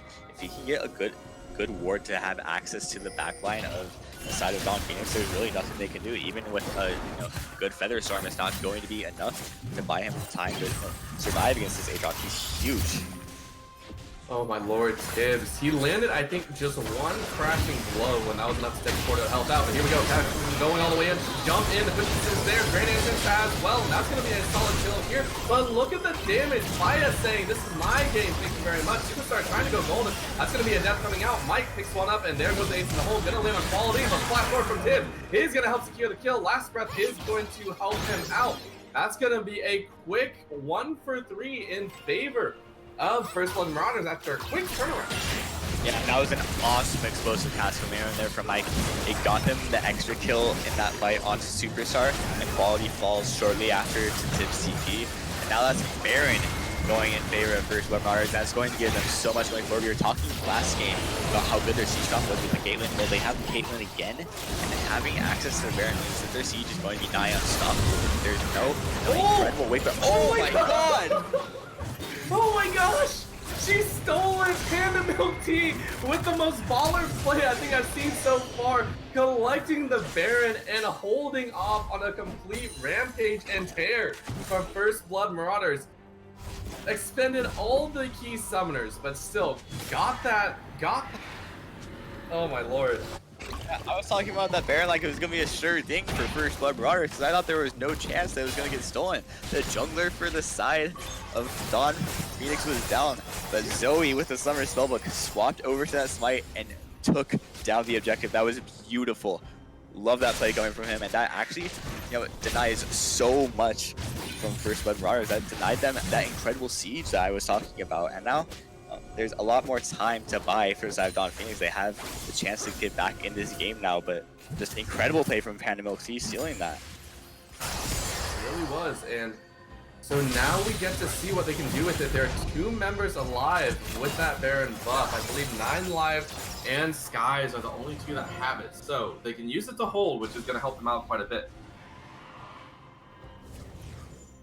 Big question coming in here, though, is what else can they take? Are they only going to be on the defensive, as the Air Drake is going to be taken by the side of First Blood Marauders? Yeah, it looks like Don Phoenix does take the top lane turret in the end. They trade that for the Cloud Drake, and it's not like last game where the Cloud Drake was going on to a Skarner where it was super effective. Here, it's not nearly as effective, and only one Cloud Drake is not that significant as far as move speed goes. So Baron buff, in the top lane, it looks like that's where Don Phoenix is trying to focus it right now. They're trying to take down the top lane turret, and there's nobody really there from the side of First Blood Marauders to react to us. 2 turrets in the top lane already going down off this Baron push. Yeah, but that doesn't mean too much considering that First Blood Marauders have 5 of their own. And there we go, a jump in. That's going to be Panda Milk Tea deleted off of the map right there. Tibbs jumping all the way forward, going very, very heavily for this. Sun comes out, and that's going to be guys keeping his team somewhat safe. Unfortunately, Panda Milk Tea was the second. Yeah, Panda Milk Tea had to go down there. That was a good engage coming from Mike, popped the Predator and the body slam, and Yasuo committing the last breath as well. But just a good job. I loved the flawless duet coming in from Skies and landing onto Tibbs. Meant that World Ender wasn't going to allow him to catch up to the rest of the team. Because if he had managed to catch up, he could have gotten some immediate kills. He has so much damage on him now with the Yomi's Ghost Blade completed. So he would certainly be able to refresh the duration on that World Ender. And if he does that, that could pretty much spell a game over for the side of Don Phoenix. And I want to talk about itemization a little bit, because last game we saw a somewhat close, I believe, intermittent itemization between the second and third items, but this time around we're seeing 3 full items completed for the side of Tibbs against the 1.5 of Skies. We see 3 items technically completed for Mike, and on the flip side, only 2.5. So we're seeing First Blood Marauders start pulling ahead, and Mike this time, being relevant in the game, has done wonders. We've seen him be way more aggressive than usual. See him just going in, attempting with the explosive cast, knowing either Tibbs or DTS is going to be there. Yeah, exactly. The support of his solo lanes in this game has been incredible. Even though DTS, saying 157, it's not a beautiful scoring. He's still been there, been able to help support this Aatrox and the Gragas and allowing them to truly carry this game. But one thing we talked about last game as well was the Skarner tax, was not being picked up upon, whereas here it's more about the Aatrox tax. He has all that healing that's actually being a little bit negated by the Panda Milk Tea's Realnomicon, as well as Quality picking up that Executioner's Calling. They've actually gotten the Grievous Wounds already on themselves, and that means that they're going to have options against this Aatrox. Yeah, they really will, and we'll only have to see how they do it. And I mean, I have to ask, how is this fight going to play out? How are they going to bring it back as, Faya just auto-attacking away everything. Doesn't need much. As for the Baron, but that's going to be a Zarya as well from the top one. And the explosive craft actually claims it as First Blood Marauders say, thank you very much. We will take everything. Superstar getting pelted. And that is going to be Tibbs claiming the last one. Aurelia, the only one left to say hello to the team as they collect their winning. That is going to be a solid base take. Up to just 4 auto attacks coming out of Faya. Claiming that game number 2. They're going to push for game number 3 and Don Phoenix on the back foot. Yeah, and in an even faster win, First Blood just dominates Don Phoenix. That was beautiful in the way that Tibbs and Mike just kind of took over the game. We asked for a lot of different playstyle coming.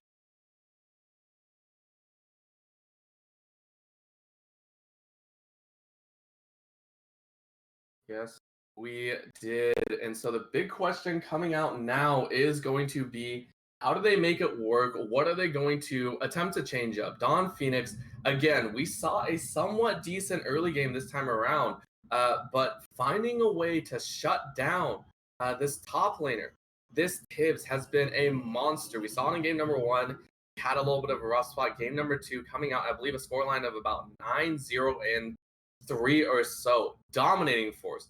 What are Don Phoenix going to do to halt this immediate ramping? Yeah, the adaptation we saw in the draft, this game did not work out for Don Phoenix. They tried to ban out the Yuumi so that the first pick would not go over to the side of First Blood, but they dropped the Aatrox ban in doing so, and I think that they're going back to blue side for this game means that they're going to drop the Yuumi ban and instead ban the Aatrox, take that away from Tibbs, never give him access to that pick again, because we saw what he could do when he's on it, and it's just disgusting. All right, well, we'll have to see what happens. This is going down into a decisive game number 3, so don't go anywhere. We will have the conclusion to this Fire series coming out between First Blood Marauders and Don Phoenix. Don't go anywhere.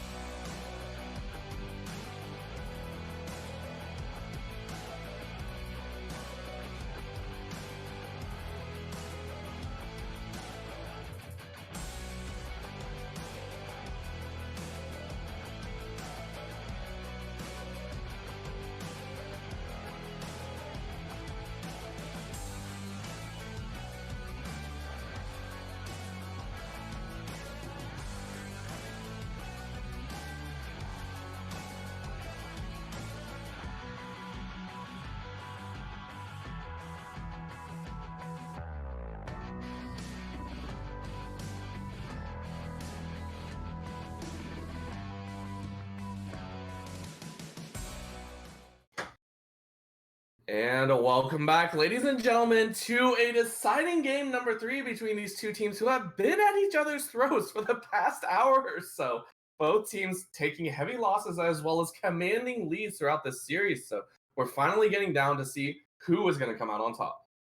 Yeah, and so far we're seeing similar bans come out to the previous games, except for now Dawn bans out the Caitlyn. That is what we've seen come out from First Blood's bot laner both games so far. So changing up what he wants to play, clearly a comfort pick for him on the Caitlyn. Yeah, it really is. And this time around, they do ban it away. But again, First Blood Marauders do have a difficult time now because they have to decide, are they going to let the Yuumi through or not? Dawn Phoenix rightly ban out the Aatrox. The Aatrox was an absolute monster. Now, First Blood Marauders will have to see, are they going to let it through or are they just going to ban it away and say, we don't want to deal with it? I think if they ban it away, or it's not going to be banned away, I'm pretty sure it will be first picked by Dawn here. That's exactly what they did in game one, and it worked out extremely well for them. It looked so good at all stages of the game, pretty much. And even though, you know, she was paired with a Kaisa, who we talked about as being, not the best with her, still ended up working out, but it's the Lux instead. So it might be First Blood actually picking up the Yumi in this game. And that is possibly the rudest thing I think I've seen so far is Don saying, no, we'll take the Lux this time, thank you very much. You go play with something else. So taking the Lux away from B-Tang and First Blood Marauders rightly say, okay, you take the Lux, we'll take the Yuumi. After I'm kind of sad to see a Nine Lives not pick up the Yumi again because it just works so well with his name being Nine Lives and him picking a cat. But here it will be First Blood with the Yumi now, and now the Sivir, I really like that pair up along with Yumi as well. Sivir definitely, one of those more self-sufficient ACs can just constantly shove in a wave, as well as has the access to the spell shield for the safety. So not necessarily needing the comfort of a more protective support like a Lux or a Nami, perhaps. I would have to agree there. And now Don Phoenix have to decide on what they want to do. And they That's say new. that Zac is the way to go. So having that leap in is going to be a solid pickup. So clearly Don power or valuing the Kaisa or the Zaya rather a lot and picking it even without the reconnaissance support here. But Zac, definitely a different pick coming in the jungle, and that's going to open up a lot of different gank opportunities than we've previously seen. Superstar last game on the Jarvan did not look that comfortable on the pick, so perhaps moving back to something he's more comfortable on, and that is the Gragas actually banned Ooh. away from Mike again. It's all he's played so far in these games, and now you see different picks on both the AD carry and jungle role coming in for First Blood Marauders. No, I do want to pitch this idea. First Blood Marauders did hover Gragas earlier in the third pick. Do you think that's actually a Poppy jungle and First Blood Marauders have successfully baited Dawn into throwing away one of their bans? It could potentially be that Poppy jungle is something that started to rise in popularity a bit once they released the new Runes Reforged. We saw Poppy sometimes even take just electrocute and try to just one shot people in the jungle. She has such in the jungle, she has so many opportunities to stun people against walls and offers really big damage in doing so. But I think we're still probably going to see Tibbs pilot this Poppy in the top lane. We'll have to see if that plays out. Aurelia banned away, so neither First Blood Marauders or Dawn are going to be able to play with that champion. And we're going to see possibly brand new mid laners. Yasuo is still on the table. Uh, so is the Zoe and Lee Sin being hovered here. Yeah, Lee Sin, definitely a different pick. You saw Mike, he looked very, looked like he wanted to keep playing the Gragas, but with that being banned away, looks towards the Lee Sin. That is much different than what we've seen from, pretty much anyone play so far today. You saw, Skarner's coming, you saw, Gragas, and now it's the Lee Sin. This is that, really proactive early game jungler that we were saying that Mike, should have been looking to play towards, but and Lee Sin much stronger than Zac in the early game. He offers a lot more damage, but tends to fall off with that as the game goes on. And now it's Gnar, Ooh. looking to face Poppy in the top lane. That is a great matchup for the side of Don Phoenix's top laner. Yeah, Yordle versus Yordle. So picking up that solid play, but again, the jumps in will be a little bit problematic. Again, Steadfast Presence can block both the Gnar jump as well as the Zac slingshot. So both of those might be a little bit out. We are looking for a possible blind pick mid or support, and we do see Vi being locked in here. Uh, yeah, that's an interesting one. Not gonna lie. If that's a Lux mid and Zac support, I'll be very, very surprised. Yeah, me too. It could potentially be that Lux mid. I, You I, saw, I think that's the yeah, only speculation you can make. yeah, yeah. I 100% agree on that. So we saw last game that Panda Milk Tea looked really comfortable on a control mage style pick, a poke mage style Oh, pick actually. And going with the Lux is more in tune with that, and now it twisted Fate into that. That's again a pretty new pick that we haven't really seen so far. yeah, that's true, but it's not your standard. Not your standard Twisted Fate. If you want to update us on that, I believe the new thing is ADTF. Yes, ADTF has been coming in. A lot of people have been rushing Triforce, building on hit, and it's actually much more effective. You go Klepto, and you have so much more gold in the early game. You see, TF's passive already gives him more extra gold from killing minions, so getting the extra income from Kleptomancy as well is just immense as the game goes forward. So ADTF could be the answer here, and if DTS is staying true, he went 80 mid his first game, 80. It makes sense to go ADTF to the. Yeah, it really would. And again, it's a solid way to really farm up against a Lux who tends to try and hold out as much as possible. Farm the waves and keep pushing. TF does the same thing. The difference is if he's able to farm up, he's able to roam much easier. And against the sides of Azaya, Lux, and Gnar on all fronts, really, you have access to just about any lane with zero repercussion. Yeah, the global pressure, semi-global pressure rather, coming in from TF is insane as the game goes forward, especially once he gets access to his second tier ultimate. But again, just at the level 6 is just strong enough, and that is what we're going to see him have to do. DTS has to look to make that Destiny at level 6 pay off very well. Perhaps look to see which side of the map needs the help and just look to gank that. But again, going for it could go either way. It really could. And Gnar is definitely one that we haven't seen a whole lot. So, working off the fact that, if the Mega Gnar hits, if he's able to land all of his abilities, he can get a fantastic wombo combo. But again, with that steadfast presence, do you think this is a solid counter pick, or do you think this is going to be very problematic come the mid to late game? I think we saw both Skies and Superstar play really well around the steadfast presence in game 1. So, or actually, never mind. Skies is the one piloting the Poppy in game 1, but perhaps we'll see Skies and Superstar play really well around that steadfast presence as well. So again, it'll just depend on that. But I think these players are good enough with where they should be able to play around that ability. And Gnar, we're talking about those big Mega Gnars. If you've played any Teamfight Tactics, you know that his Mega Gnar in that game is disgusting. So I'm assuming that in this game it should translate as well, right? Something like that. Something like that. But we do see Superstar on that buy, so I really want to talk about this. This is one of my favorite things. It's like a Hitmonchan versus Hitmonlee in the jungle side. So, oh my god, yeah. The punch versus the kick. Yeah. So who do you think this is going to go to? Because again, Vi has the Assault and Battery, whereas the Dragon Rage, Dragon Kick is one of the stronger abilities. So I mean, who do you give it to on that side? I don't know. My predictions have been kind of off all day. I've just been cruising whoever I predicted, so I don't want to make any giant predictions here. But I do think that the Vi, she has more access when her ultimate is down, whereas Lisa is more reliant on the Dragon's Rage. So I think Vi has a bit more potential to snowball the matchup. She has a lot more uptime with her abilities, but if Mike can have really key Dragon's Rage across the map, it can really pay off very well for First Blood Marauders. That is true, but we have noticed some inconsistencies a little bit. We do know that Mike is a little bit more reactive, in essence, and a lot more passive in terms of how he jungles. So now that he's put on something a little bit more aggressive, we'll have to see if he can step up to the plate and really make it work for his team. On the flip side, we do have Panda Milk Tea again on a relatively safe mid laner, but DTS not on that AD play, kind of AD, but this time more range. So we'll have to see how he can make it work and if he's able to influence the other lanes as well. And finally, 9 lives on that Zac. He has an extra life in his passive, just like Anivia. Yeah, but exactly. Zac's support, man. Yeah, that was another thing I wanted to pay attention to. Is that's something that we have not seen at all. I'm assuming that in lane it's not going to be that effective when Sivir gets the spell shield, but with some gank assist from the Vi, that's going to be a lot of CC and just so much room for Zaya to free hit you know, onto the Sivir and the Yumi. So I'm curious if it'll pay off. But if Nine Lives is willing to pick the Zac, I'm assuming that that's kind of a pocket pick for him, because I don't think he would pick this if he wasn't comfortable playing it.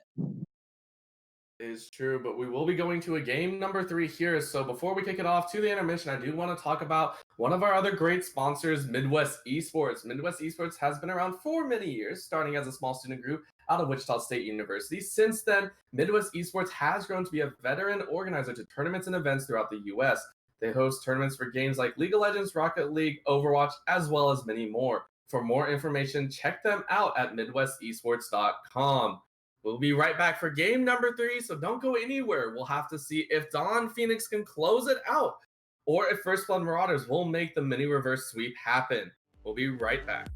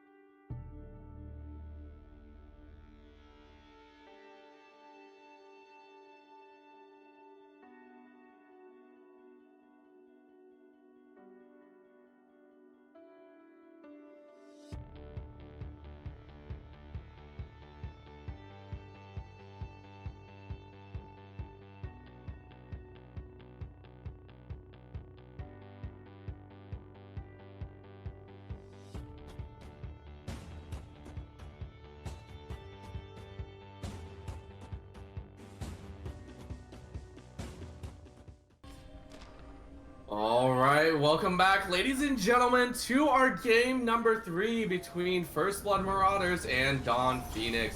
This has been a back and forth series with Dawn Phoenix taking game number 1 and First Blood Marauders taking game number 2.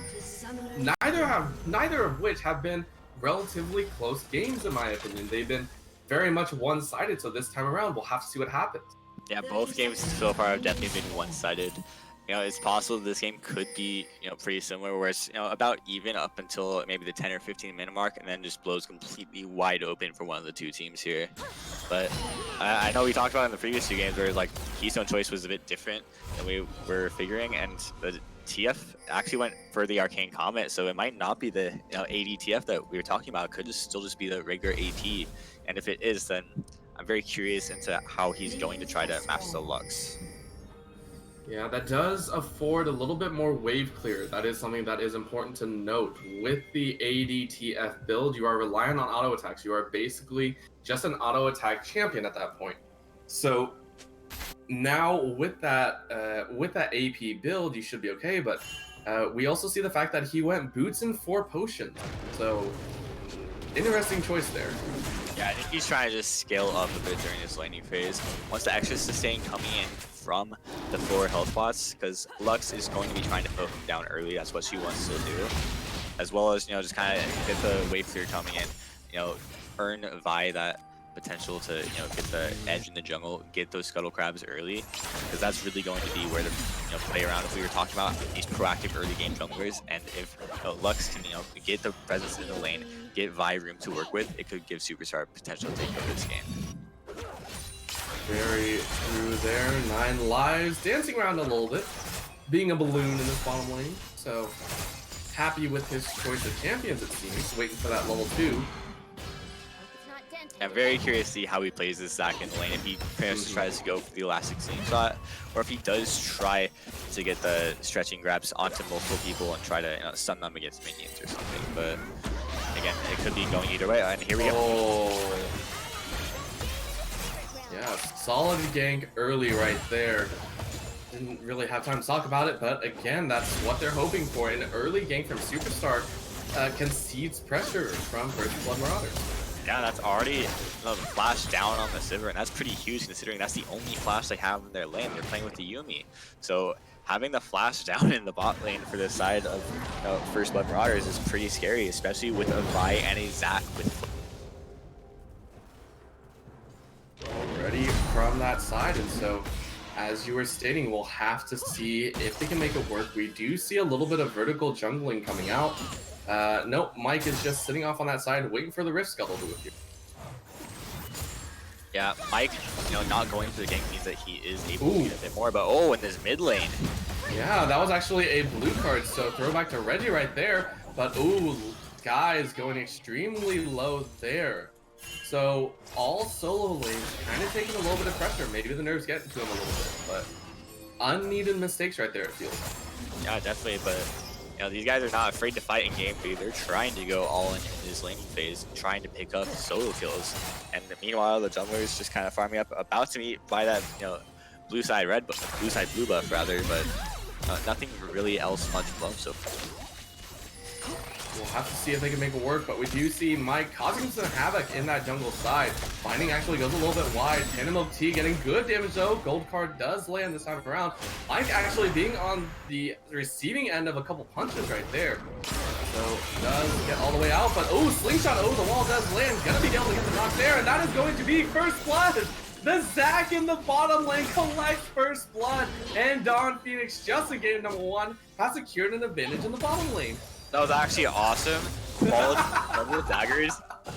Use the spell shield there so that Zac was able to land the knockup with the elastic slingshot, because Sivir tried to use the spell shield for that knockup but was unable to just because of Quality barely getting in the daggers in time. So really, quality heads up play from that bot laner on the side of Dawn Phoenix, and that's exactly what they need to do. Again, looking to try to play through their bot lane and win. Yeah, this kind of reminds me of just an off-the-cuff Nautilus style. You have the ability to drag the opponent into a fight that you decide. The difference is you're not limited by walls anymore. You're not limited by the range of the terrain. You can just hard fight wherever you wish, and that seems to be super interesting. Yeah, just watching this top lane one going is another thing that I didn't take into account yet, is that Gnar actually went press the attack. This isn't, I'm just gonna try to take grasp, sustain up during this. He's trying to kill this Poppy in lane. He's trying to take her out as much as he can. And there's actually the counter with the steadfast presence. I like that a lot. But again, that's actually lots of trades going in favor of Skies now. We saw early on, Tibbs tried to solo him under his turret and take a couple turret shots in the process. But here, Skies is starting to pick up the edge of the soul lane, has himself 2 Doran's Blades, and as he gets the Black Fever, he's going to be tearing apart this Poppy. That is going to be the solid start here, and Mike, you're a little bit low there. You really don't. Okay, Yumi's gonna help you out in the jungle side. Not exactly what you were hoping for right there with the girl. Yeah, that little pan over to Mike was a bit unexpected. He was sitting at like 100, 200 HP maybe. Yeah, Gromp was gonna win that battle if Yumi didn't show up, but that's not promising. And Tibbs actually doesn't land the stun against the wall there, man. Yeah, and again, these are minute things. These are extremely, seemingly unimportant things that are just stacking up right now. Top lane Sky's getting a solid lead here. Not solid lead, but keeping it even. But there it is, a flash forward into the knock, but he messed up the combo. He did it a little bit too late, so Skies has to run. He is on the run right there, and you can already see TF ready to go. There's the ultimate pop. That is going to be the teleport in. Good stop there, but that is going to be Skies going down. DTS does claim his kill. And that was just unfortunate. The combo didn't land like he was hoping for. Yeah, Sky's just barely missing out on that kill on the Tibbs. Missing out on, you know, the big boulder coming with the Neganar, but in the meantime, there is a Mountain Drake taken. Oh my god, Mike. Oh, that was so close right there. That could have been a kill, but Panda Milk Tea getting all the damage necessary. But Superstar not ready to commit for that, which was pretty surprising. Yeah, I mean, Superstar tried to use his flash at the end, but Mike with the very, very proactive flash, recognizing that that's exactly what Superstar was trying to do.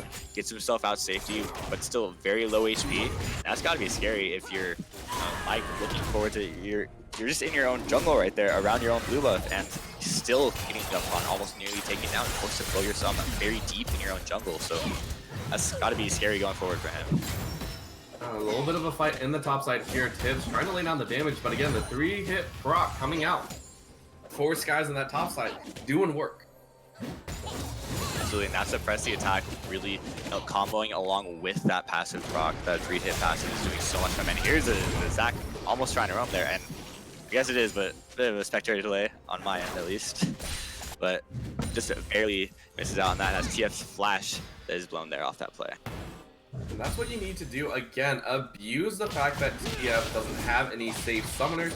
He has teleport and flash, so if you burn his flash, if you're able to get him low, which I mean Panda Milk Tea has done quite well with, you are allowed a little bit of freedom there. So you're gonna be attempting to force the way in, and DTS is building that rework slightly or buff Rod of Ages, going for that first. Gonna feel pretty good there. Yeah, definitely gonna feel pretty good there. But one thing to note is that TF down his flash and does not have the cleanse. That is going to open up so much room if Panda Milk Tea can land a light binding onto him. Uh-oh. Here we go. A nice fight there. Mike getting taken extremely low. That could be enough. He kicked the wrong way. That's going to be the burn. Superstar collecting a free kill right there. Hammer of Justice coming out, and that is going to be another kill possibly picked up as Tibbs has no flash. That is going to be just a walk away here, but the Keeper's Verdict is enough to deter that second. Yeah, Tibbs definitely needing to commit that in order to stay alive there, but you know, Mike definitely getting caught out again by Superstar. Superstar seems like he's reading his jungle matchup really well so far, and I love that. Yeah, good collection right there. A nice Gnar into the wall. Good damage going down. Steadfast Presence is gone. Tibbs taking extremely low, but that's going to be the ultimate burn by the side of DTS. It's going to be everyone channeling Destiny is looking for it. Good flash forward, bounces all the way over, gets the knock up. That's going to be the kill. An easy pickup coming out for the side of Don Phoenix and Zac, putting in so much work. Yeah, Nine Lives definitely looking super comfortable on the Zac, and you know, the revert on the Zac ultimate is what allowed them to pick up that ultimate though, or pick up the kill, the Let's Bounce. You know, originally not landing on the first hit, but later on ends up working out. But here Tibbs, Steadfast Presence just with. Yeah, just wore off, and that allowed 9 Lives to get that nice, easy slam against a minion, collecting their 4th kill of the game. Zac, 3-0-0. Not the greatest person you want to have all the kills on, but still decent enough. Just getting the kills alone for your team is pretty good, and of course you would much rather have them onto big carry, preferably on quality or Panda Milk Tea, but just getting them so far is enough, and it's really, putting the Poppy behind, putting Lee Sin behind, and that's kind of what Don Phoenix's game plan has been about this game, is putting the jungler for the side of First Blood Marauders behind. Yeah, we're starting to see the toll that it's taking though on this bottom side. Quality has been shoved under his tower for the past 2 to 3 minutes here. And his CS lead that he had accrued earlier, which was around 30 CS, has now dwindled down to only about 10. Yeah, it has dwindled down to about 10, but you're still looking at a 2K gold lead for the favor of Dawn Phoenix right now, as well as the lead with the Mountain Drake as well. And with another Drake spawning soon, this one's an Infernal. That is going to be a huge priority. I'd be shocked if 9 Lives was still trying to continue to roam here. I think he's going to return to the bot lane so that we might see Dawn Phoenix try to get a bit more pressure on this bot. We'll definitely have to see. Dragon coming up once again, and Dawn Phoenix, they are in the right position to really take this over. Dragon has been started, I believe, for the side of First Blood Marauders. Rescue is here. Tibbs is down as well.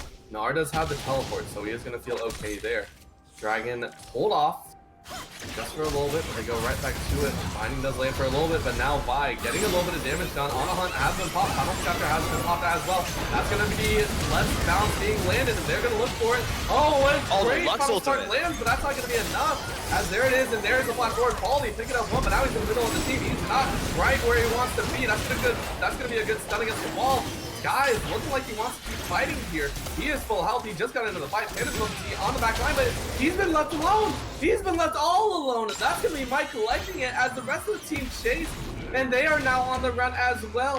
First Blood Marauders have definitely played this well. They are looking like they want to keep this up. Skies has nowhere to go, and that is going to be 2 to 3 kills in favor of First Blood Marauders. Yeah, First Blood Marauders look so much more cohesive on that play. You saw Skies and 9 Lives trying to chase for the kill onto the low Tibbs, but they left Canonoti alone, and he went down to the pair of Lee Sin as well as the Yuumi. So great trade overall for the side of First Blood Marauders, and that is going to be Drake also going over in their favor. That's huge.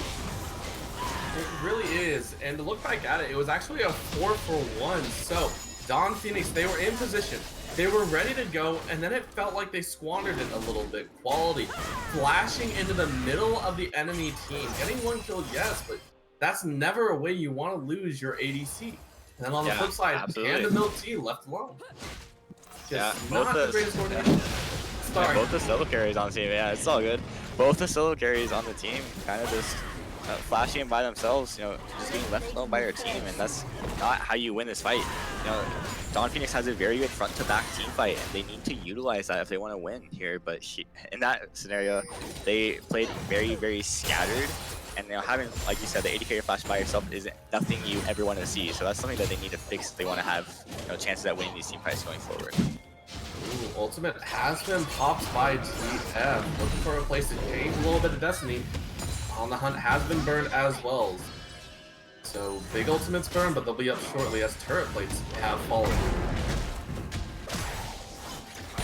Yeah, so at 14 minutes, none of the turrets actually being taken yet, but turret plates so far, it looks like it's going to be in favor of Dawn Phoenix. That top lane turret very much lower than pretty much anything else on the map, and that kind of speaks to how Skies has been doing in the top lane matchup for the most part. Ooh, Skies getting taken extremely low. He doesn't have Mega Knight for a while, so that's just going to be an immediate rundown here. No flash available. One more slam of the hammer.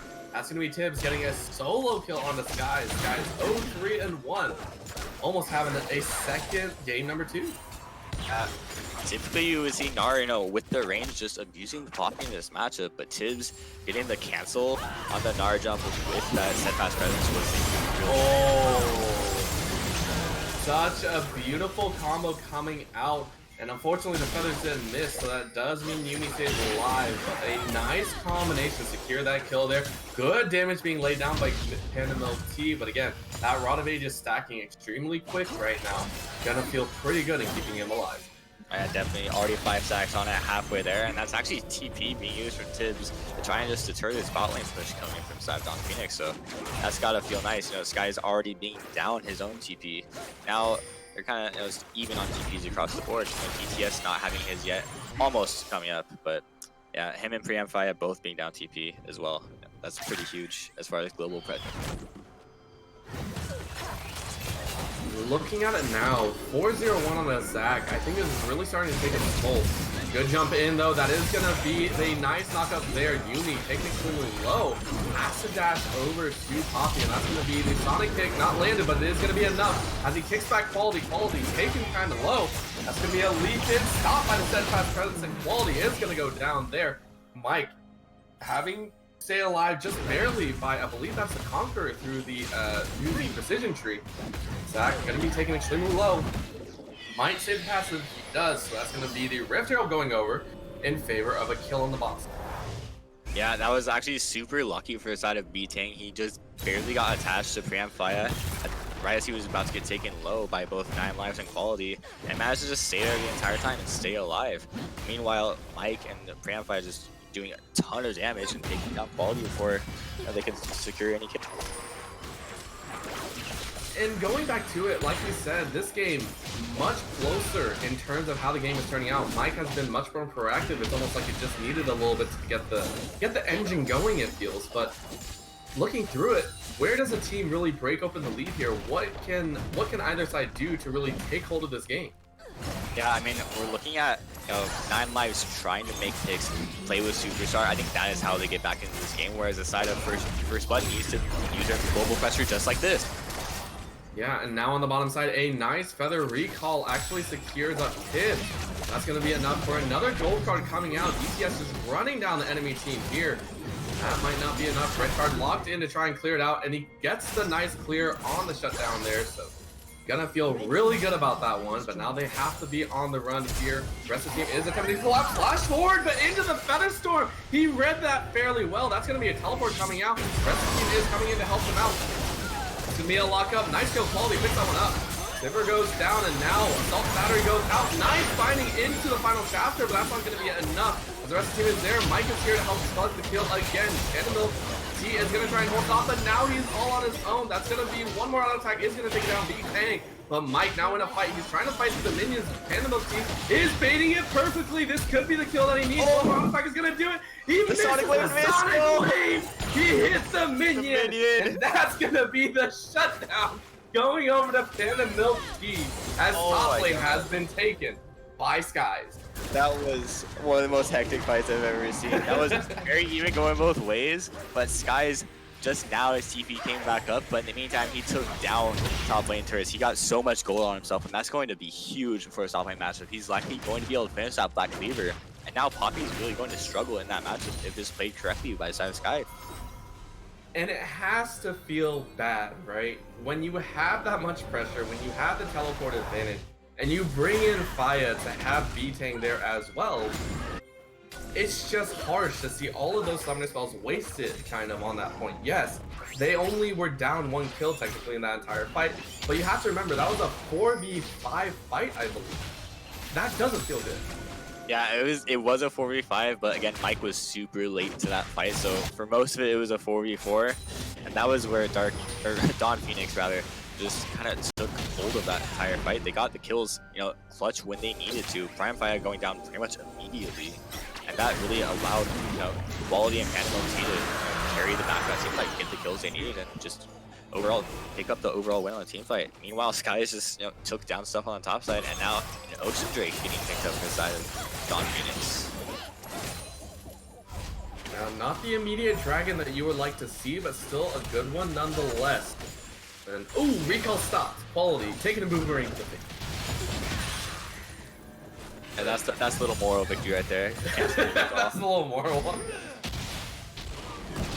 It's like a little bit of a bounce there, and you're just like, I'll take it. It's okay.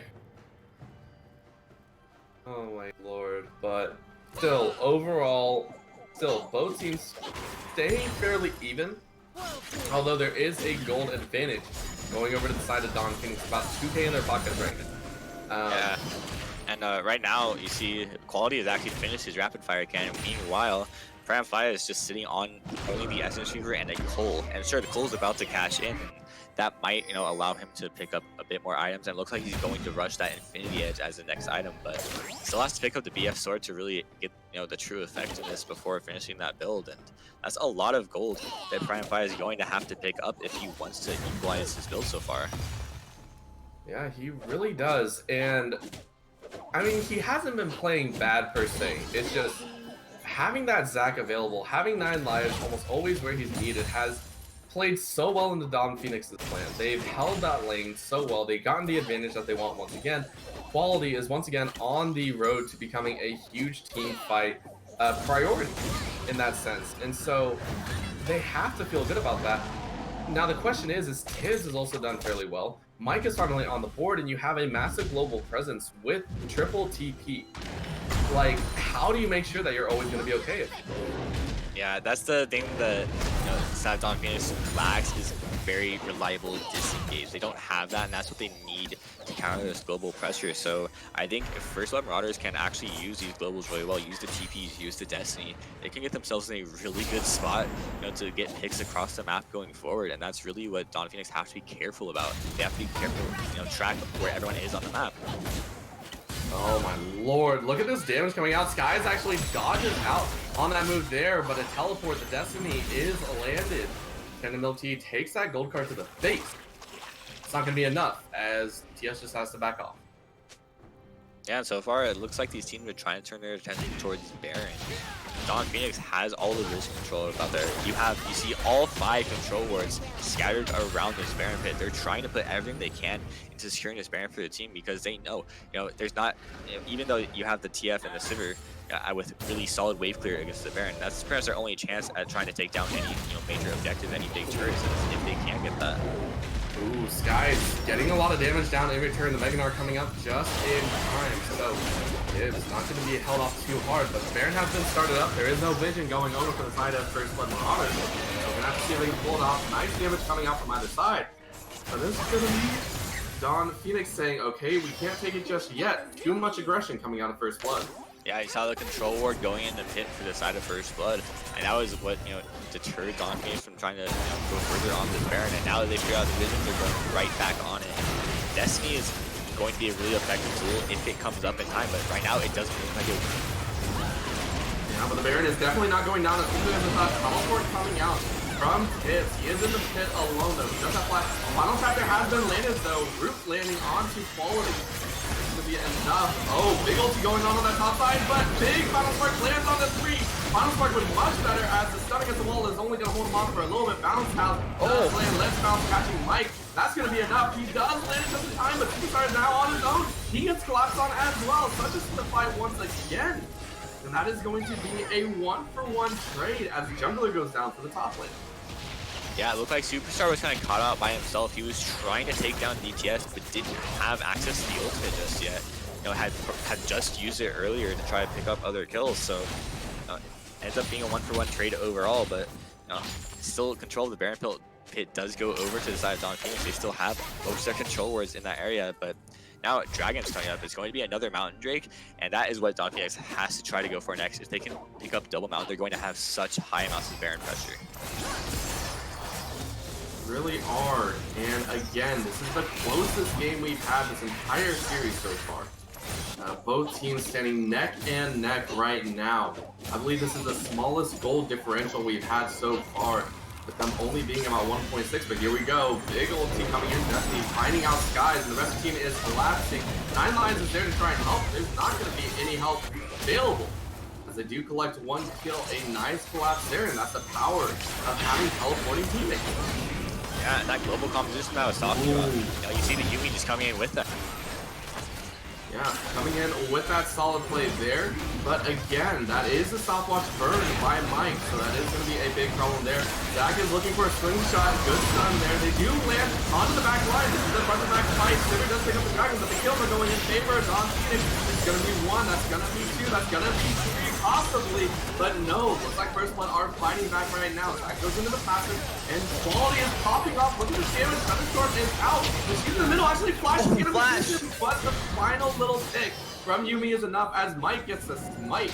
That's gonna be an overall 3 for 2 in favor of Dawn Phoenix, but the Dragon was taken as well. Final Spark one more time. Good damage. Mike, with that little bit of MR, is gonna hold steady there. And he is gonna survive. They did get the Dragon, but the cost might have been a little bit much. Yeah, that was a really even trade going forward. We talked about how these teams are even right now. It's 1k gold only in favor of Dawn Phoenix. And sure, they're going to have access to this Baron. They're going to be able to get vision around it right now, but that was Mountain Drake picked up for First Blood Marauders. So that takes away double Mountain from side of Dawn Phoenix, and now both teams have the potential to take down this Baron at a pretty decent pace. And especially with, Sivir and Xayah on either side, those are both AD carriers that excel very much at taking down Baron. And I do think that the Gnar means that Don Phoenix has a bit more pressure on takedown Baron just with that max health damage on the debut. But neither of these teams, Slouches definitely went to come taking down that objective. Ooh, a little bit short range on that slingshot there, 9 Lives. But I do want to talk about a little bit of how it seems these teams are playing, because each time we've seen a team fight occur, we've definitely seen a split in decision making, it seems. We've watched these teams all feel kind of difficult, but now we see a Destiny being shelled on that bottom side. Skies being the recipient of that, so it takes a bit of punishment, but they jump in there, Panda Milk having to try and hold this mid lane, not going to be able to hold it off, but again, it seems that both these teams have some small qualms about what they're really going for. Multiple times we've seen Quality and Faya both caught out as the Baron team started up here.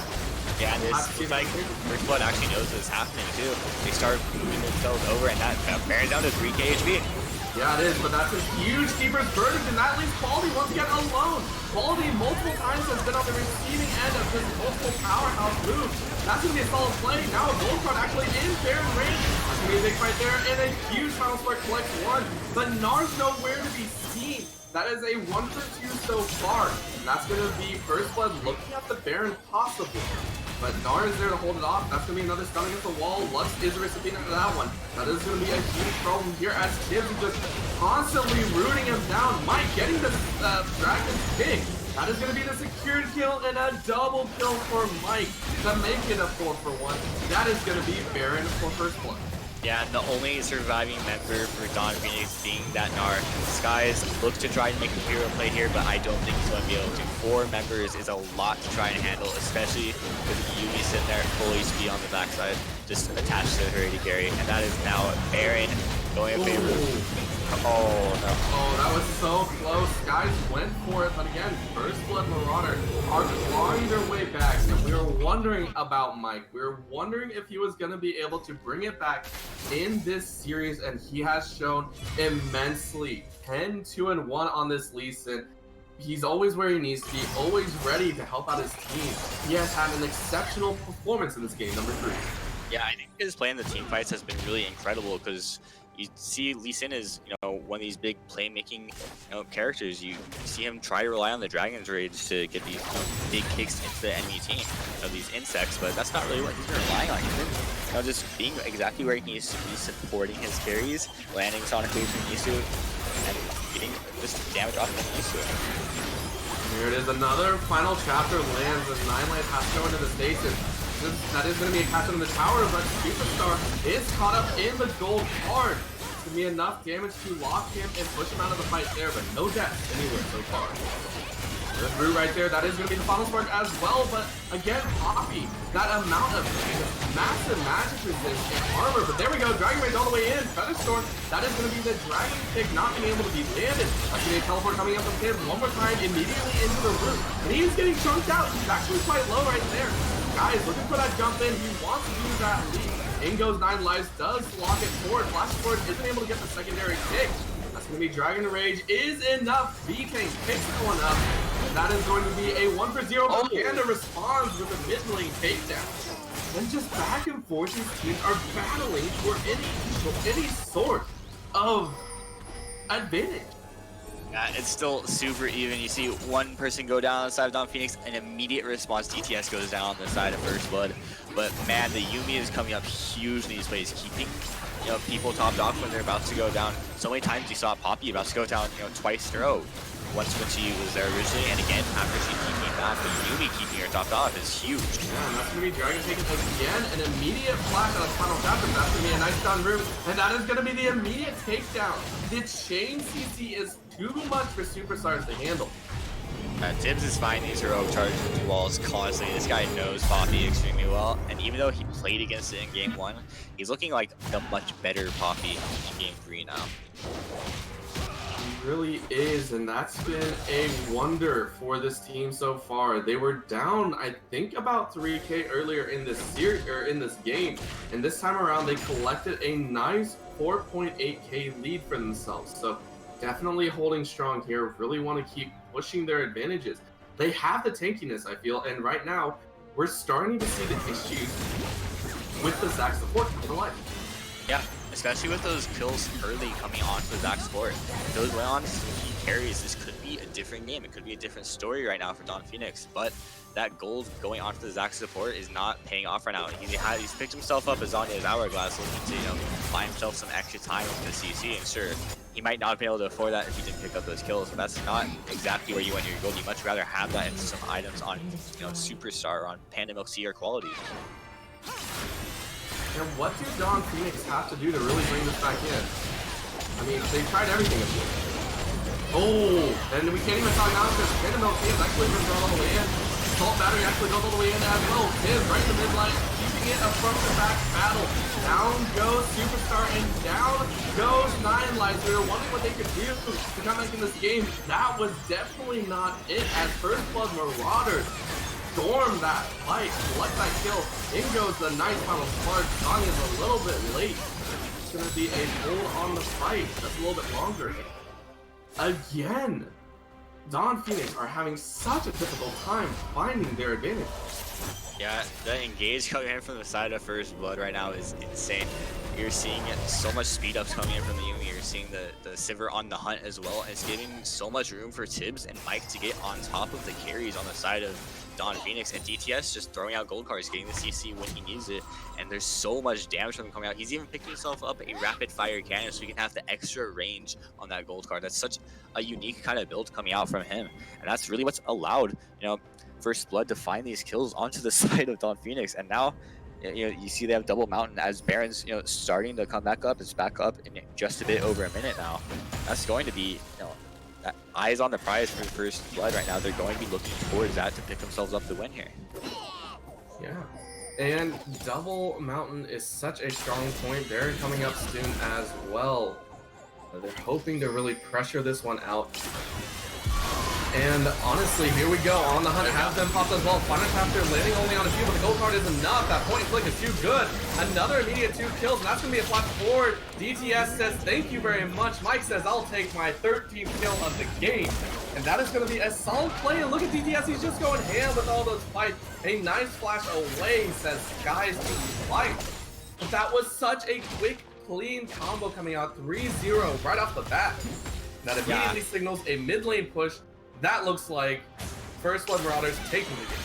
Yeah, I love the decisiveness coming out from First Blood Marauders right now. They sought the opportunity there to take down Superstar, Poppy on the hunt, and then Poppy takes no hesitation, just jumps right in. If they get the kill on Superstar, immediately start that off, and that's going to be Inhibitor going down the mid lane for them. And I think they'll probably just reset here, try to get positioning on the Baron and take that for themselves. And with a mid Inhibitor down, that's going to give them so much room to do so. I will have to agree with you. They do say, we understand we can't overstep, which I think is one of the most important aspects for any team. That is, in any competitive sense, understanding that, you just want a big fight, but don't try and take too much. We've seen teams before in all of our series, in the minor league, in the Contenders, and in the Premier League, throw a lead very quickly by thinking they can take a little bit more, and all of a sudden the enemy team gets a nice advantage back. So we'll have to see if they can keep playing this way. 9 Lives takes a huge chunk of damage right there. Oh, and now Quality getting jumped on by this Twisted Fate. Oh, nice route straight into the wall. The KGC once again claims another victim. Sky is looking like he wants it, gets a nice 3-man ultimate, but it's not enough. It's a little bit too late. Flash over the wall. Superstars does get found by the Lee Sin kick. That might be another kill. Mike diving over the wall. Dragon's kick secures it. That's going to be another 3-0. And that is going to be First Blood Marauders storming the base once again with a super minion. And that just might be GG. Yeah, they won't even need a Baron to pick up the win here. The only wave clear on the side of Don Phoenix is that Lux, but she's so vulnerable. She tries to move herself up in a position to wave clear, and that's going to be another member taken down. And now in less than 36 minutes, First Blood Marauders pick up their win in the series. Yes, they do. And from a 0-1 predicament to a solid and commanding game number 2 to a shaky game number 3, a beautiful play over and over again coming out of First Blood Marauders, showing why they deserve that top spot right now. Yeah, absolutely. Proving themselves as the number one seed in this league. And man, these last two games, Mike and Beating really showing up huge, as well as, of course, Tibbs. Incredible performances on both the Atrax, the Aatrox and the Poppy in these last two games. And that is exactly what they needed to get themselves a win this series. Yes, they did, but I can't congratulate them enough. But again, Phoenix Dawn played immaculately in that first game, and in the third game put up one hell of a fight. Again, the Zac, it was such a surprising pick. It did so well for them in that early stages of the game. Yeah, definitely. And with the pocket picks like that, you can see it really did pay off for them in that early game, but they could not keep up with the global pressure coming in from First Bloods comp, and that is what truly ultimately won them the game, was that they played around their global comp super well. They played with the Yumi, constantly coming in on the back of a teleport or on the back of a Destiny coming from a Twisted Fate, and just having two people added instantly to a team fight is just way too much to deal with for a side of Dawn Phoenix. But again, with this, I believe First Blood Marauders have pretty much secured their options of the first or second place in their division. So they will be moving off to playoffs. It's just going to decide on seeding now. So we'll have to see what happens in the coming week. The last week of the Contenders League will be next week. So, tune in then to really see the decisiveness of the series as we head towards playoffs. But from us here at the production desk and from everyone here at Upsurge, we thank you for tuning in and thank you so much and good night.